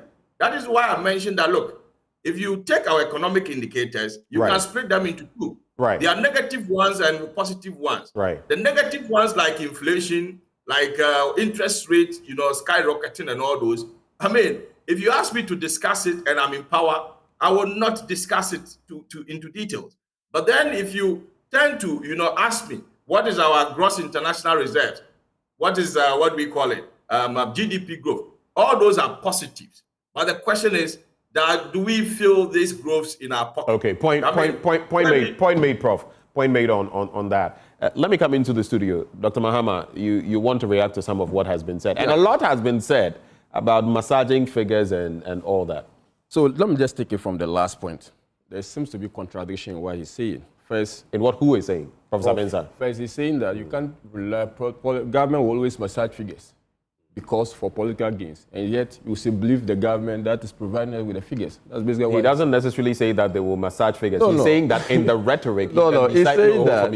Let's be fair to Prof. Can I make my point? Yes, let me clarify before you go. I was listening. He says if you are in power, you are not going to focus on the negative things about it. He says that government would not tell you inflation is 70% because they know they are going for elections. He said it. I was listening as much as you were also listening. So what does that mean? Massaging figure. So you can't say I did not listen to him.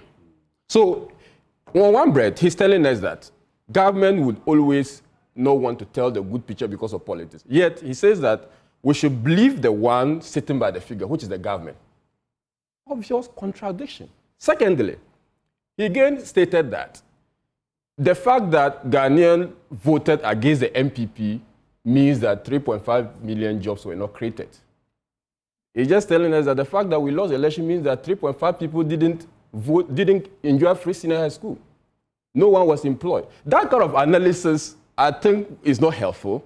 If you are challenging the figure of 2.3 million jobs created, provide contra data. Go into the source of data and question the data, but not just to give a lame excuse that because the part I think you should be fair. When you go lame excuse. No, it is. Okay, maybe help me with another better word so that I'll use it. I'll be guided. So So the point is. You're all academics. The point is. If you are criticizing the figure of 2.3 million being created, provide your data. In the absence of contra data, that data so provided. But the purported data you have provided to support the jobs has been questioned ad infinitum. And I'm saying what do you use to prove that what I'm saying that you have recruitment data by the SNIT, people who have been enrolled as new enrollment. That's the source from which the data has been drawn. You can tell every year the financial clearance that have been given to nurses, that have been given to teachers, that have been given to various. You can collate this data. If you have contra data on same, provide. But you cannot just sit down and say that I don't believe the data when you don't provide contra data. It's just like when we are questioning certain data presented by government, we provide a contra data. Then people will then go to the two and then question to see whose side of that story seems to be the likelihood of that side being the truth is then taken. So that is the first. Another way I'll have to respond to my brother on the issue, you see, I am not going into the propriety of some of the data used by the president in the State of the Nation address. What we are saying is that you are presenting the State of the Nation address. You are not presenting the state that seems to probably create that everything was good. And you are not presenting a state that seems to suggest that everything was bad.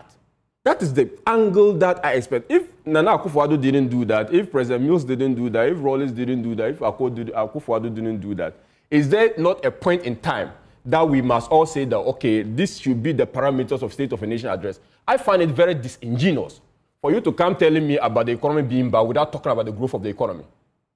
But the president failed. And in fact, it is not a deliberate failure.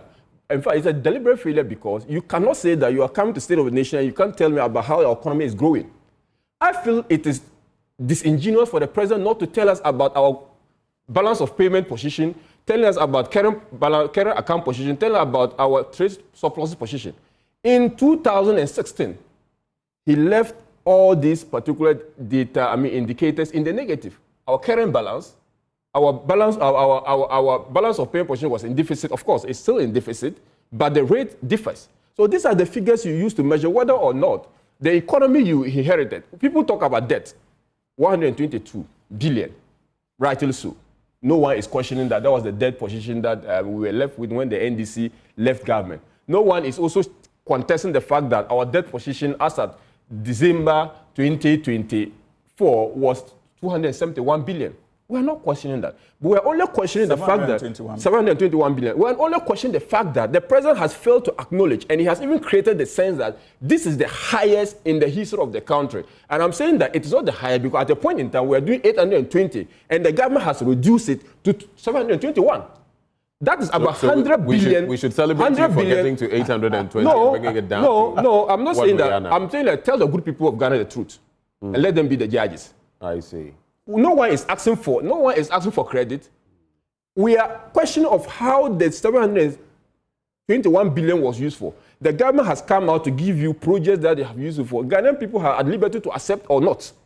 Projects like Agenda 111. Agenda 111, project like legacy debt payment, project like the National Cathedral. The National Cathedral was not a project that you can concretely say that the money was. You know why it became such a project? Because instead of using funds of individuals committing to it, you dug your hands into taxpayers' money and used it. So then it became a national project. It became our project because you chose to expend taxpayers' money there. I am saying that the MPP government cannot be subjected to double jeopardy because they have paid the ultimate price for all the decisions that the Ghanaian people found not to be worthy.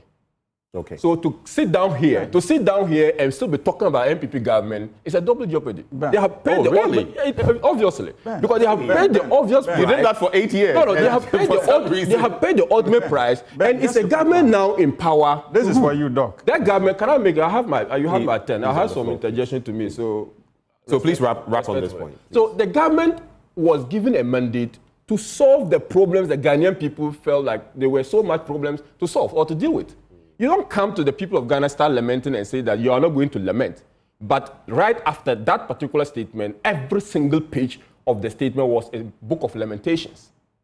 So that is the problem we have with it. The president, we have a problem with the president's State of the Nation address because you come and you talk about the fact that, the government had not done well in the area of education, and you are trying to give, you said in the statement that he doesn't think that STEM education should be, if you like, be in silos.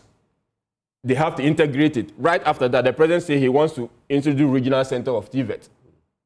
Right? Full of contradictions. Okay, thank you. And full of misrepresentation. I'm sure there was nothing positive you found about this. No, a statement. One last point. I've given you look, time. You've not given. Let's not do this. To be frank, go and play the time allocation. I'll confront that. I will confront with the time allocation. I'll confront with the time allocation. I'll confront with the time because I'm monitoring when they are speaking. I'm monitoring the time allocation. So how much time? I said, Ben, I will confront you with the time allocation, and you realize that you are not being fair to me. Do you have the details you want to give me? I said I'll confront you with that. You and I, at least maybe you should have a prompter of time here so that when everyone is speaking, we are giving 5 minutes. Okay, you go ahead and wrap with your point. On the issue of borrowing, we are still on that. The president mentioned a statement that even the IMF program did not put a restraint on the rate of borrowing. That was a palpable lie. The IMF program put impediments as to how much government can borrow. And as a matter of fact, due to the IMF program, the debt burden of the country has been reduced.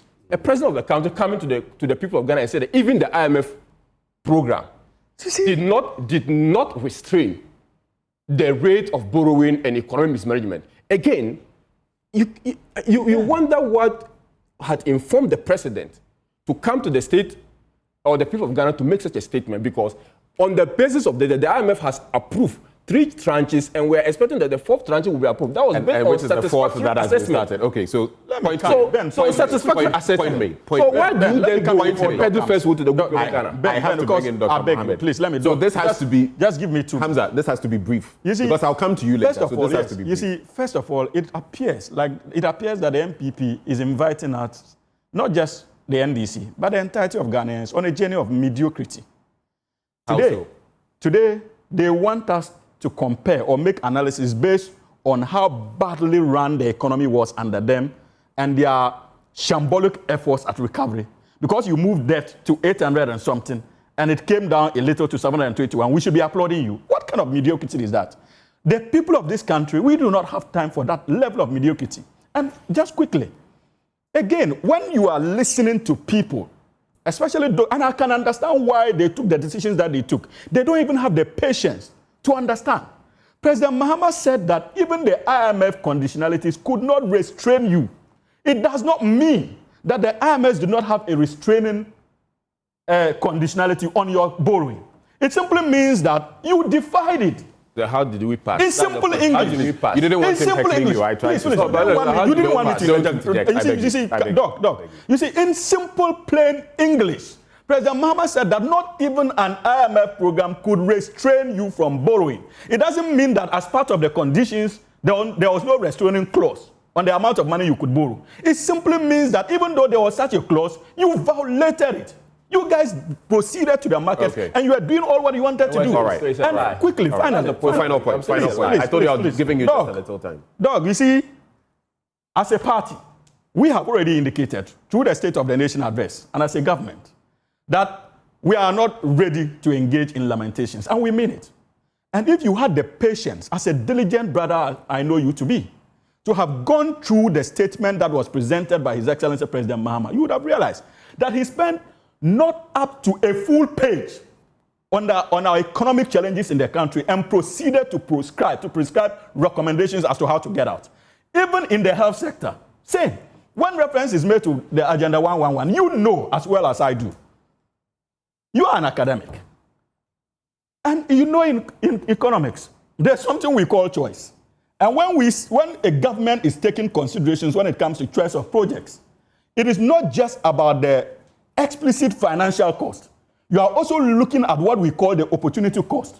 So if Agenda 111 would cost the government 6.7 billion, Ben, it does not mean that that is the only cost component of that project, because you are failing to appreciate the opportunity cost element of that project. Right, so because if you had actually stayed to about 20 projects and not make it overly ambitious, what it simply means is that we would have had enough resources to invest in other sectors. So you are referencing the same point that Dr. Yes, that could yield profits. But unfortunately, these are people who have no regard to economic prudence. For them, it has to do with what they seek to benefit as a political party. Dr. Mohammed, when you look at how heated the conversation has become, but anyway, then you get to the MPP's true state of the economy, as they put it. And Dr. Amin Adam mentions, for example, that, of course, in terms of inflation, peaked at 54%, fell to 23%.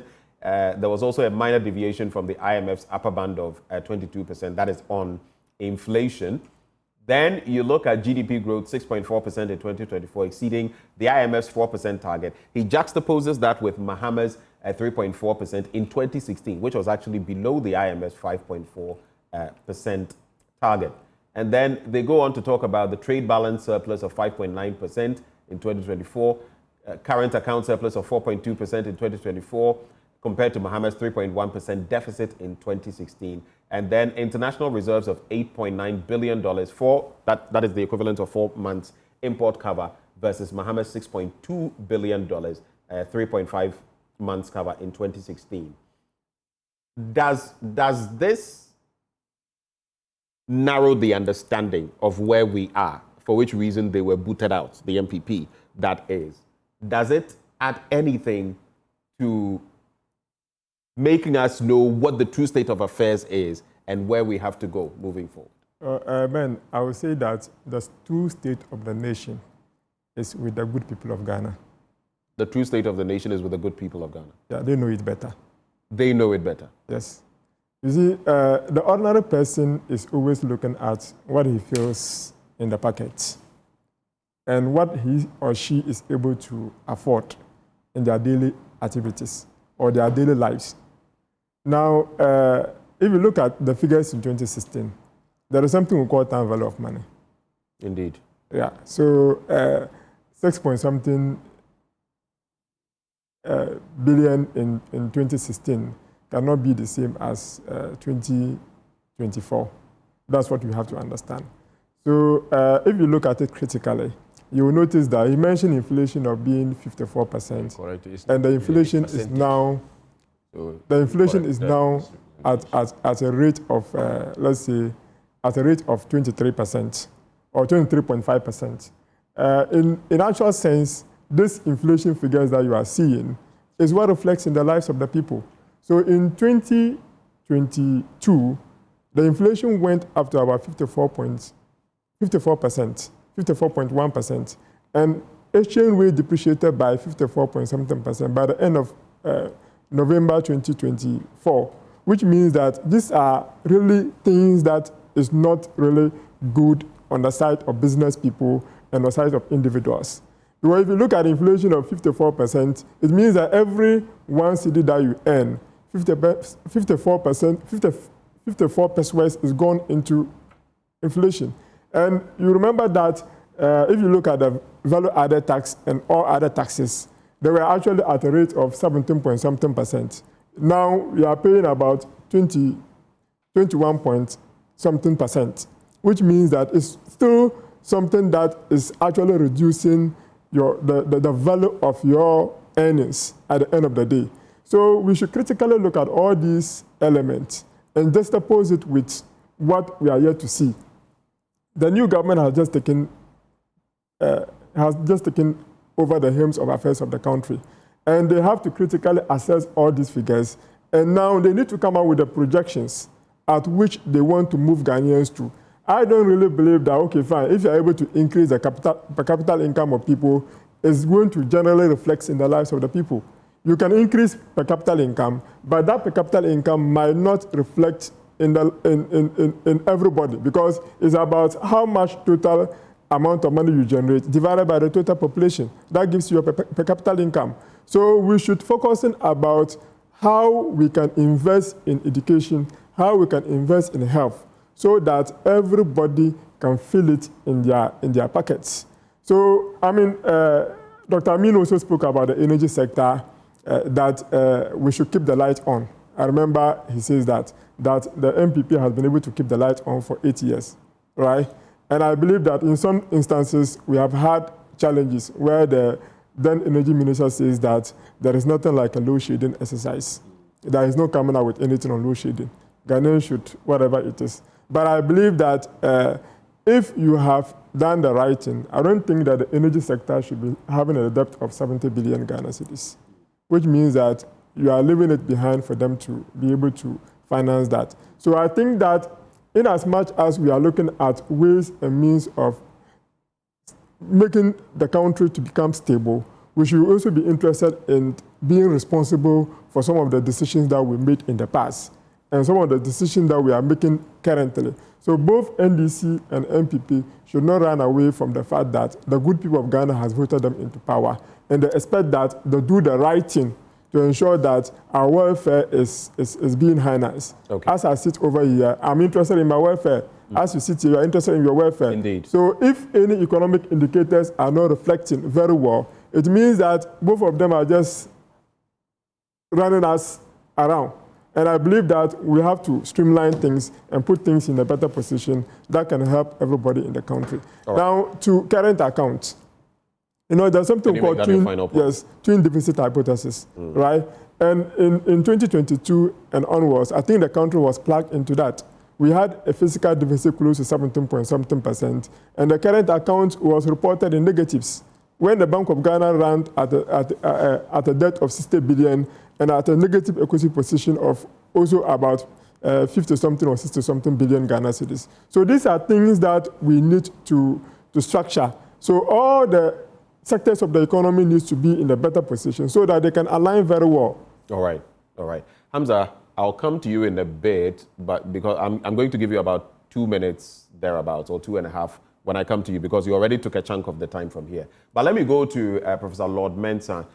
He will have to go and teach some economics in a bit. Prof, then you also have the state of the nation, the true state of the nation delivered by Dr. Amin Adam. They talk about 50%. I'm going to give you about 2 minutes thereabouts, or 2.5 Okay, so Prof, if you are listening to me, you may have to turn off your set so that I can hear you.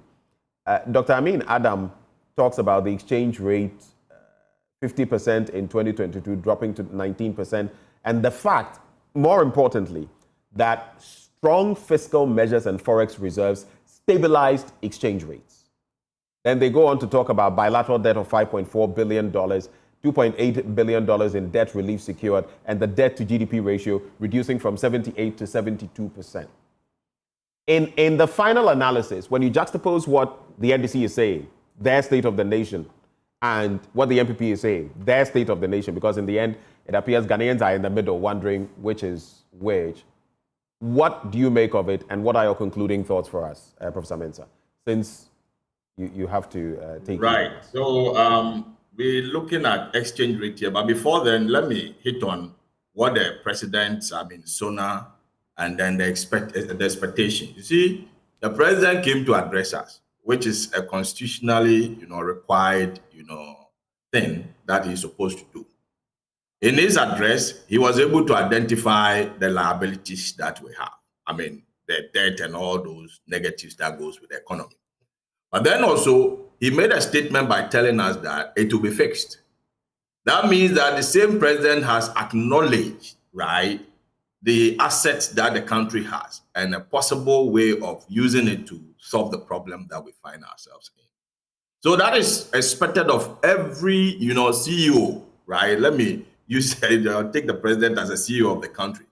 But then let's look at the exchange rate. You see, remember, Ben, we froze our debt service for over 2 years, right? And I mean external debt service as well. And as a country, if you have frozen your debt service and then you're doing export and other things, whatever comes definitely will feed into your reserves. And so I'm not going to sit here and boast of the reserves that we've accumulated. The question is, if we resume our debt service, can we keep the same reserves as expected of us? We froze our debt service because we were under negotiations, bilateral negotiations, commercial negotiations and other things. So effectively, what it tells you is that as a country, definitely there's going to be improvement in your reserves. There's going to be improvement in your reserves that will build up into your 3 months or 4 months, import cover as expected. Okay. So I'm not going to be, in other words, Prof, an improvement in your reserves with practically no work done because it's just an after effect of not paying, not having to pay your debt. Is that if you were to service your debt, you may not recognize those reserves as it's supposed to be. So from where I sit, it's not something that we should be happy with. Yes. All right. Finish. I'm done. All right. Is there anything else you would like to, because I know you're moving on now. Is there anything else you'd like to add to the conversation before you take leave of us? Enjoying. I would say let's wait and see how we jump into the full swing of servicing our debt. Then we can, appreciate the levels of, the exchange rate. All right. Prof, thank you so much for joining the conversation. Now you can go and impart some economic knowledge to your students. Professor Lord Mensah is an economist. Let me come into the studio. Yeah, Ben, you see, I have my reservations, even when it comes to the so-called international reserves that they decided to speak about yesterday at their press conference, in the sense that I think they mentioned in the region of about $8.2 billion US. But sometimes as a country, we must pause a bit to do the mathematics. One of the reasons why we went to the IMF and decided to engage in debt restructuring, both locally and internationally, had to do with our inability to pay our debts. What it simply meant, Ben, was that Ghana couldn't externalize in terms of debt servicing. You would have needed dollars to be able to make our debt commitments, and we did not have that money. And IMF committed under the CEF to giving us about $3 billion US. And in less than 2 years, or maximum 2 years of signing on to the program, today we are telling the whole country that we have in our reserves over $8.2 billion US. What kind of logic is this? So Remember, hold for me. I'm not. I just want to elaborate on the data. Yeah. So he says 5.4 billion when it comes to debt, in bilateral debt rescheduled until after 2026. I'll come to that. 2.8 billion debt relief secured. Debt to GDP ratio reduced from 78 to 72%. But then, interestingly, this is what I want you to look at as well.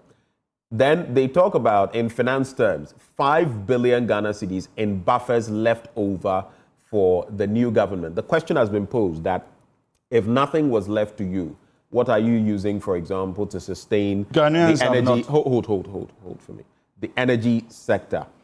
The other arguments, though, which some people have brought, if you had that much money, how come even WAEC, you couldn't pay WAEC? All of these conversations come. What's your reaction? We just assumed power, and it doesn't mean that Ghanaians have stopped paying taxes. And don't forget, even President Mahama had to cough out about 2 million, was it about 20 million Ghana cedis to take care of feeding in our senior high schools.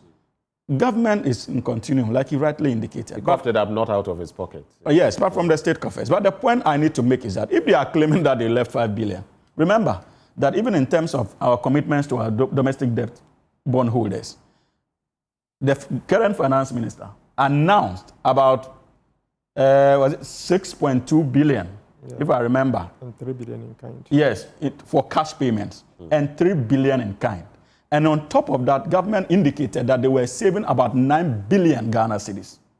So add 9 billion to about 6 billion. We're in the region of about 15 billion, and they are claiming that they left 5 billion. So the 5 billion couldn't have been able to make payments for even the cash commitments under the debt exchange servicing. And coming back to, you see how they calculate their international reserves?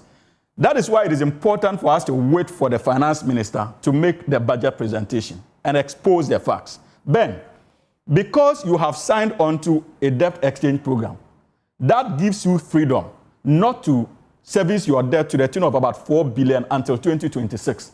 And the other leg of your external commitments, about 2.2 billion. You don't add that as domestic reserves, as your international reserve. It doesn't mean that the money is available to you. It simply means that what you would have been expected to pay within the time frame because of the debt exchange program, you are spared of that liability. It doesn't automatically go into your international reserve account.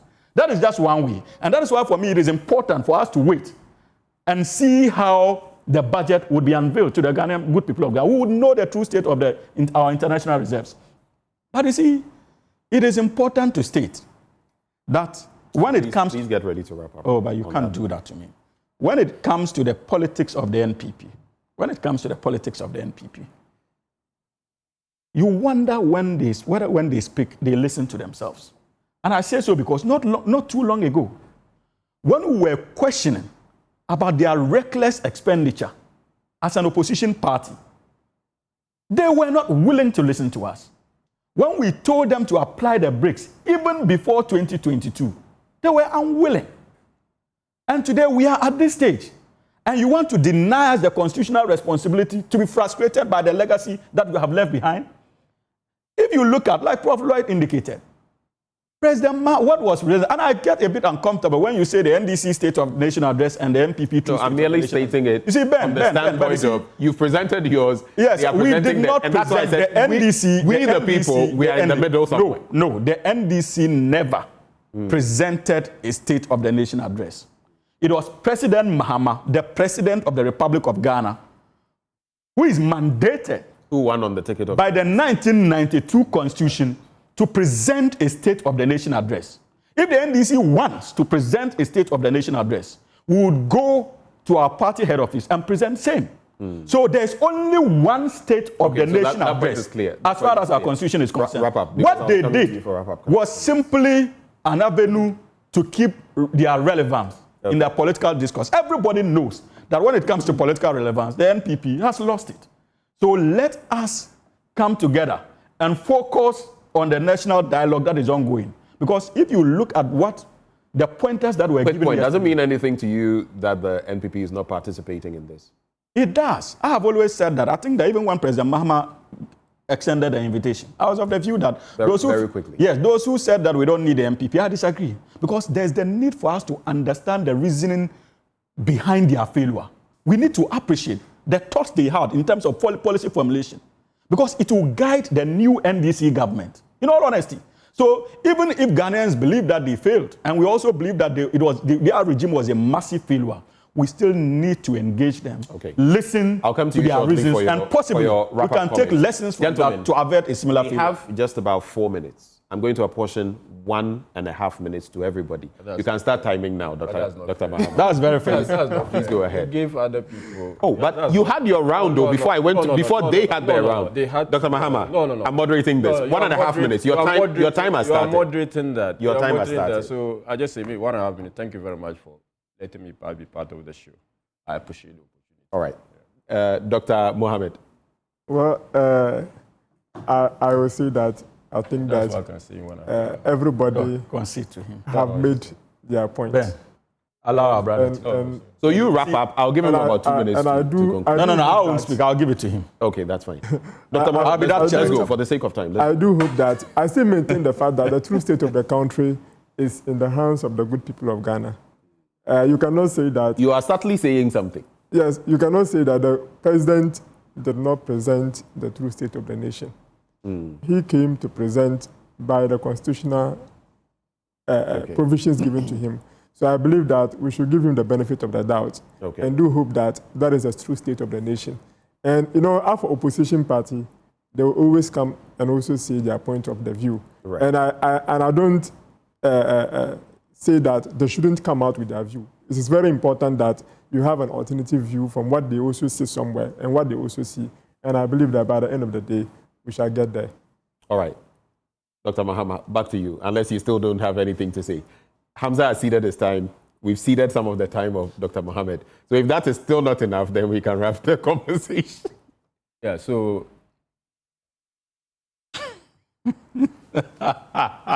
the reason why I feel that the time was not good enough is because they have said certain things, which I think that when you are moderating with the benefit information, you guide the listeners to help us. You mentioned about GDP. You say 6 billion, 4 billion. It's not billion, it's in percentage. And GDP, which one? No, when he was explaining, when you asked my brother, Dr. Jabro, the question on the... I didn't say... He said the time value of money... No. I was talking about the international reserves, not the GDP. But the international reserve has nothing to do... They didn't leave 4 billion, they didn't leave 6 billion. So that's what, but even if that be the case, we are talking about an economy that has left certain positives. Those positives cannot be gleaned over. You can't. It will come back. The NDC will be presenting in the next 4 years. Their achievement. I'll be happy that this same yardstick we are using to measure the MPP in Ghana, we use the same yardstick. You tell them that what the positive trade balance did not matter, but the foreign reserves is not because. If you know how foreign reserves are accumulated, you realize that one is through export. And a country that has recorded trade surpluses will definitely have an addition into its foreign reserves. So what's the value of that addition? Just mention it. You presented the figures. Tell us. You are seeing your time. No, but I mentioned the deficit hypothesis. I am highlighting. That's what I'm saying. The national... The gross factor productivity. Let him wrap. I'll give you. It's not correct that because our debt situation has been deferred to 2024, it means that we are adding the deferred distance as our reserve. That's not the situation. Okay. Admittedly, when you are not paying your debt obligation, you will have some space to accumulate more reserves. Okay, that is an admitted fact. And I agree with Professor Lord Mensah when he said that, look, there's deferred. But as part of the terms, you don't say that because we negotiated and it's deferred, you don't believe it. As a matter of fact, we restructured DUN because we want to have fiscal space. Okay. And we want to be able to build our reserve. So that space is going to help this current government. And they are going to build their achievement on that space. Okay. Because they'll come back to say that we have been able to achieve this balance because they were not paying. Thank you. And we help them not to pay. And when you come back with that explanation, I hope we can then say that it was the MPP's achievement that you say it didn't matter. That helped. All right. Thank you, Dr. Mahama. I'll just give you 10 seconds. I beg you, Dr. Mohammed. Well, for me, what I want to add is that, the point he made about the fact that I said it's 6 billion, whatever, it's not GDP. It was about the gross international reserve that I was trying to talk about. Okay, all right. Yeah. Thanks for the clarity. Hamza, you ceded your time. But the clarity is ceded your time. Gross domestic, 20 seconds. I'm just going to provide information. Please. The number of months it can 20 seconds. Ben, you see, if you exceed 20, we are done. Yeah, Ben, you see, the point is that even if you see that, you are not going to allow it. Your 20 seconds are going. So, you see, the point I'm making is that even if you have renegotiated our debts, our payment period will start somewhere in 2026. We are not an irresponsible government. So we wouldn't have to wait until 2026 or 2027 thereabout. They are now scrambling or looking around to look for the monies to pay. That is why the NDC has always mooted the idea of the Ghana Sinking Fund. So irrespective of the fact that we are not paying our debts, it doesn't mean that we are going to go to bed. This government will start putting monies aside in the sinking fund in preparation for those commitments. Thank you. So if you are making your economic extrapolation, give credence to that particular initiative of the NDC. Those who joined this conversation this morning, Dr. Kabiru Mahama, he's senior lecturer at the University of Ghana Business School. Professor Lord Mensah is an economist. Dr. Kabiru Mahama is Member of Parliament for Wale Wale, and Hamza Suini Esquire, former board member, Ghana Road Fund, and member of the NDC's National Communications team. All of them joined the conversation. Let me tell you about solar technology, specifically Solar Made Ghana. And here's the thing. If you want to select a solar system from our various solar packages, they range from 30,000 cedis to 99,000 Ghana cedis. And note that all our solar systems come with lithium-ion batteries, so you can get a solar water heater, a solar home system, a solar-powered station, or a solar generator ranging from 1,000 watts to 20,000 watts. We also sell reverse osmosis machines for water treatment, especially with everything that is happening to our water bodies nowadays. Google Solar Made Ghana to find us on both Facebook and Instagram. Contact us on 0508 320 470. 0508 320 470. Solar Made Ghana is located at Adregano, East Legon. Solar Made, we go everywhere. And shortly, we'll be taking you somewhere. If you want to find out, stay. We'll be back.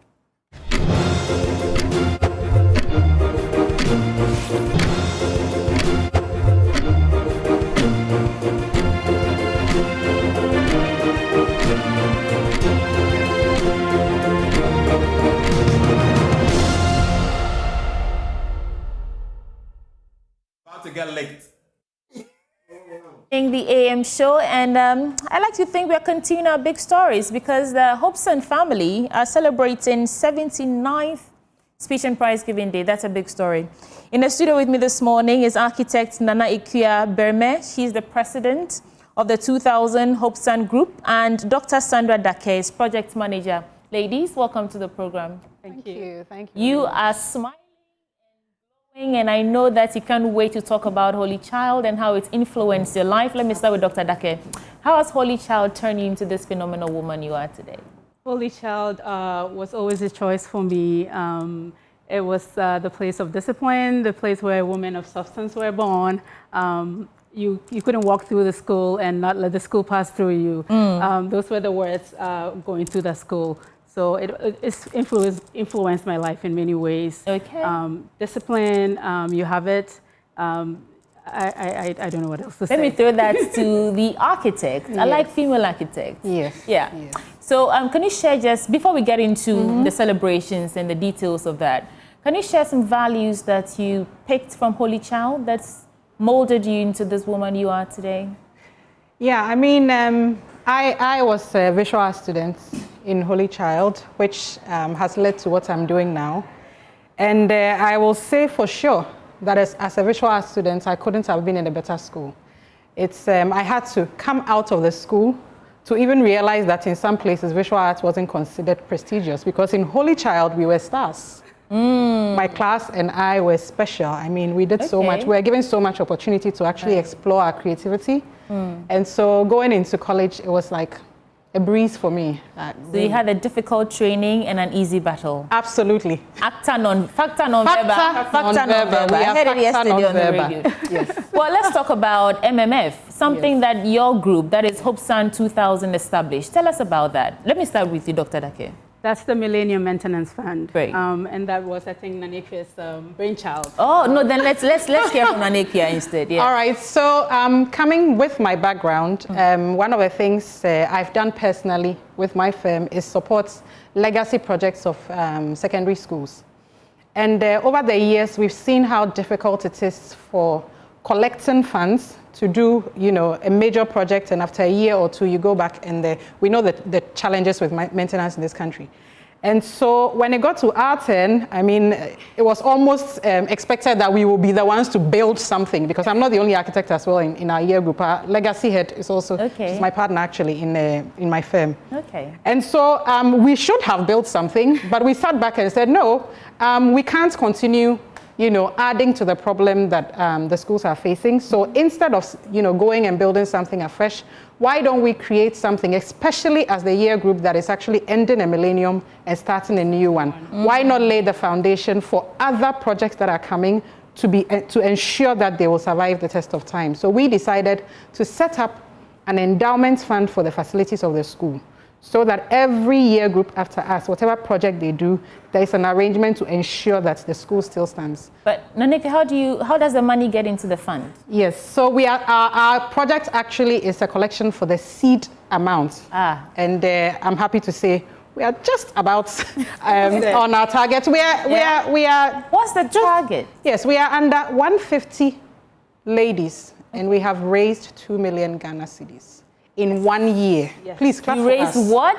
2 million Ghana cedis in 1 year. Please clap for us. Yes. Wow, it's taken a lot of, it's taken in 1 year. In 1 year. In 1 year. Powerful women of enthusiastic lots. Yes. We've been fundraising globally across. Our ladies in the UK, in Ghana, in the US. We've had several activities, knocking on several doors. And so many companies, our patrons, Hobson families, friends of Hobson's, different networks. Now, I'm sure you want to make up that 150,000. And so how can parents, just our audience, people who might be interested in helping you to propel your MMF agenda, how can they help? Yes, so we have, you can share the portals. We have contribution portals. www.hopsa2000.com. Okay. Our website has all our payment channels. We also have our Facebook, Instagram channel is at HopsaY2K. HopsaY2K is our Instagram link. And Facebook is HopsaY2K as well. Okay. So those are our channels. Right. Now let's talk about the speech day. I know you're all looking forward to it. First of all, how are we marking this grand day, Naneke? All right. So, and it's the 78th, isn't it? 79th. And it also falls on International Women's Day. It's falling on International Women's Day. Okay. Meaning that it is potentially the largest gathering of women on International Women's Day. So this is quite significant to us. We have a whole lot of activities lined up starting. We actually started last Saturday with a revival. If you've seen any of that on social media, it was a powerful revival. We're in Cape Coast together.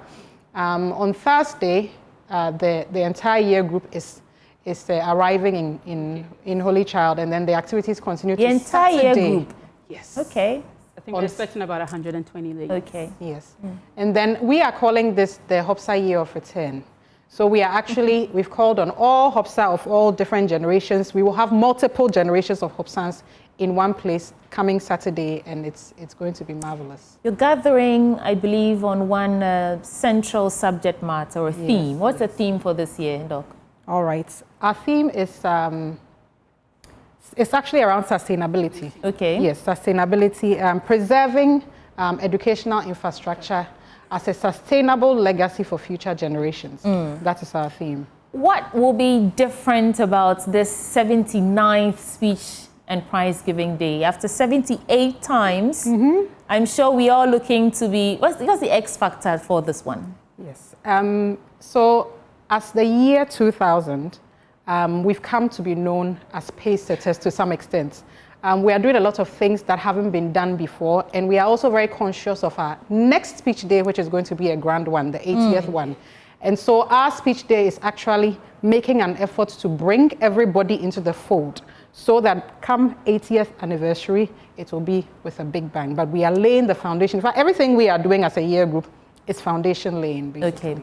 Please, just so that we can also follow the activities, can you give us a lineup of what's happening on what day, what time, who's invited? Who's invited? So the homecoming on Thursday is us bringing everyone, which is in our year group, to the school campus and being met with the school officials and having our official welcome. And then on Friday is when all of our official guests gather for a welcome cocktail in the evening. Do you have to be a Hobson to enjoy that cocktail? Everyone is welcome to that event. And that happens from 7 p.m. By 9 we should be done because we have an early morning on Saturday for the actual speech day. 8:45 that begins, and everyone is welcome to that. As Naniki said, it's the Hobson Year of Return.